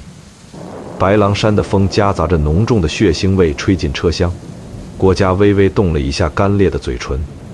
曹操扑通一声跪在车厢旁边，死死抓住郭嘉的手，眼泪瞬间就决堤了。这位刚毅的北方霸主，刚刚在战场上斩了乌桓单于，连眉头都没皱一下。可现在看着生命体征正在迅速消失的郭嘉，他哭得像个弄丢了全部玩具的小孩。主公，别哭了。郭嘉的声音细若游丝，仿佛随时都会被风吹散。他费力地反握住曹操粗糙的大手，嘴角依然挂着那种看透一切的冷笑。他轻声说道：“我自己的身体我自己清楚，这也就是我的命。只是这最后一战还没打完。”曹操拼命地摇头，眼泪糊满了胡须。他说：“打完了，全打完了。蹋顿死了，乌桓主力全军覆没，咱们赢了。咱们现在就回许都，找最好的大夫。”郭嘉喘了一口粗气，眼神突然变得异常锐利，仿佛回光返照一般。不，还有袁谭和袁熙，他们跑去了辽东，投靠了公孙康。主公，您记住我接下来说的每一个字，这算是我给公司留的最后一份企划案。曹操赶紧把耳朵凑到郭嘉干瘪的嘴唇边。郭嘉断断续续地说：“辽东的公孙康就是个土霸王，是当地的加盟商，他一直防着咱们，但也防着外人。现在袁家兄弟带着残兵败将跑过去，公孙康心里肯定在打鼓。这时候您千万不能发兵去打。”曹操颤抖着问：“为什么？”郭嘉冷笑了一声：“因为人性。您要是带着大军压过去，公孙康觉得您要吞并他，他就会被迫和袁家兄弟抱团取暖，一起对付您。辽东地势险要，您硬打肯定要吃大亏。可是如果您现在下令全军撤退，假装根本不在乎他们，公孙康这只老狐狸一转头就会发现，袁家兄弟才是他身边最大的威胁。这叫鸠占鹊巢。只要您不给外部压力，公孙康为了向您表忠心，保住自己的地盘，一定会亲手把袁家兄弟的脑袋砍下来给您送过去。这叫隔岸观火。”说完这最后一段长长的战略部署，郭嘉似乎耗尽了所有的力气，他剧烈地咳嗽起来，大口大口的鲜血从嘴里涌出，染红了曹操的衣襟。建安12年，这场辽东的北风终究还是带走了三国时代最璀璨的那颗流星。郭嘉，字奉孝，颍川天才，曹魏集团首席战略顾问，永远地闭上了眼睛。年仅38岁，38岁，正是大多数谋士刚刚开始在这个乱世职场崭露头角、积累人脉的黄金年龄。可郭嘉却已经刷爆了所有的业绩指标，把北方大市场彻底平定，然后直接打卡下班了。历史的发展简直就像是拿着郭嘉写好的剧本在演。曹操强忍着巨大的悲痛，听从了郭嘉的遗言。他没有向辽东派出一兵一卒，而是带着满身疲惫的大军缓缓撤回了中原。果然，没过几个月，远在辽东的公孙康左等右等不见曹军打过来，心思立刻就变了。他看着天天在自己地盘上招兵买马的袁家兄弟，越看越像定时炸弹。于是公孙康直接在太守府摆了一桌鸿门宴。等袁尚和袁熙喝得微醺的时候，刀斧手一拥而上，公孙康连夜让人把这俩兄弟的脑袋用石灰包好，装在木匣子里，快马加鞭送到了曹操的办公桌上。曹操坐在许都的丞相府里，看着那两个血淋淋的人头，眼泪再次夺眶而出。他摸着那个冰冷的木匣子，知道这是郭嘉隔着生死界限留给他的最后一份礼物。不费一兵一卒，平定北方最后的隐患，算无一策，至死方休。可是曹操心底真正痛彻心扉的绝望，还要等到1年之后，那是建安13年。曹操带着平定北方的巨大威望，自封为丞相。他意气风发，觉得天底下再也没有谁能挡住他的脚步。于是他统帅着号称80万的水陆大军，浩浩荡荡地挥师南下，准备一举收购江东这家最后的大型公司，完成统一天下的最终目标。结果，在长江边上的赤壁，这位不可一世的乱世枭雄，被年轻的周瑜和初出茅庐的诸葛亮联手做了一个死局。一把连天的邪火借着东南风，把曹操那80万大军和铁索连环的庞大舰队烧成了一片人间炼狱。曹操在烈火和惨叫声中落荒而逃，一路败走华容道，在泥泞的沼泽里摸爬滚打，身边的精锐将士死伤殆尽，狼狈的连个普通的逃荒难民都不如。等曹操好不容易逃出死地，到了南郡，他把身边仅存的几个高管，像曹仁、程昱、张辽聚拢在一起的时候，看着满目疮痍的残兵败将，看着大本营里一片愁云惨雾，这位一向坚强，哪怕刀架在脖子上都不眨眼的硬汉，突然情绪失控了。曹操一屁股跌坐在泥地上，拍着大腿捶胸顿足的嚎啕大哭起来，哭声凄厉，让人听了都觉得胆寒。底下那帮死里逃生的文臣武将都懵了，大家以为老板是被周瑜那把大火给烧破了胆，吓出毛病来了。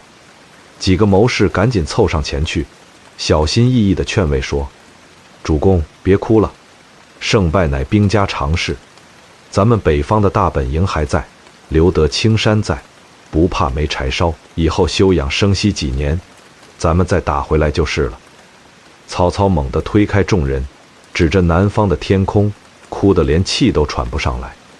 他嘶哑着嗓子大吼：“你们以为我是哭这场败仗吗？你们以为我是心疼那几十万大军吗？我哭的是郭奉孝。”大帐里瞬间鸦雀无声，所有人都不敢说话了。曹操涕泪横流，脑海里全都是那个端着破酒壶狂傲不羁的年轻身影。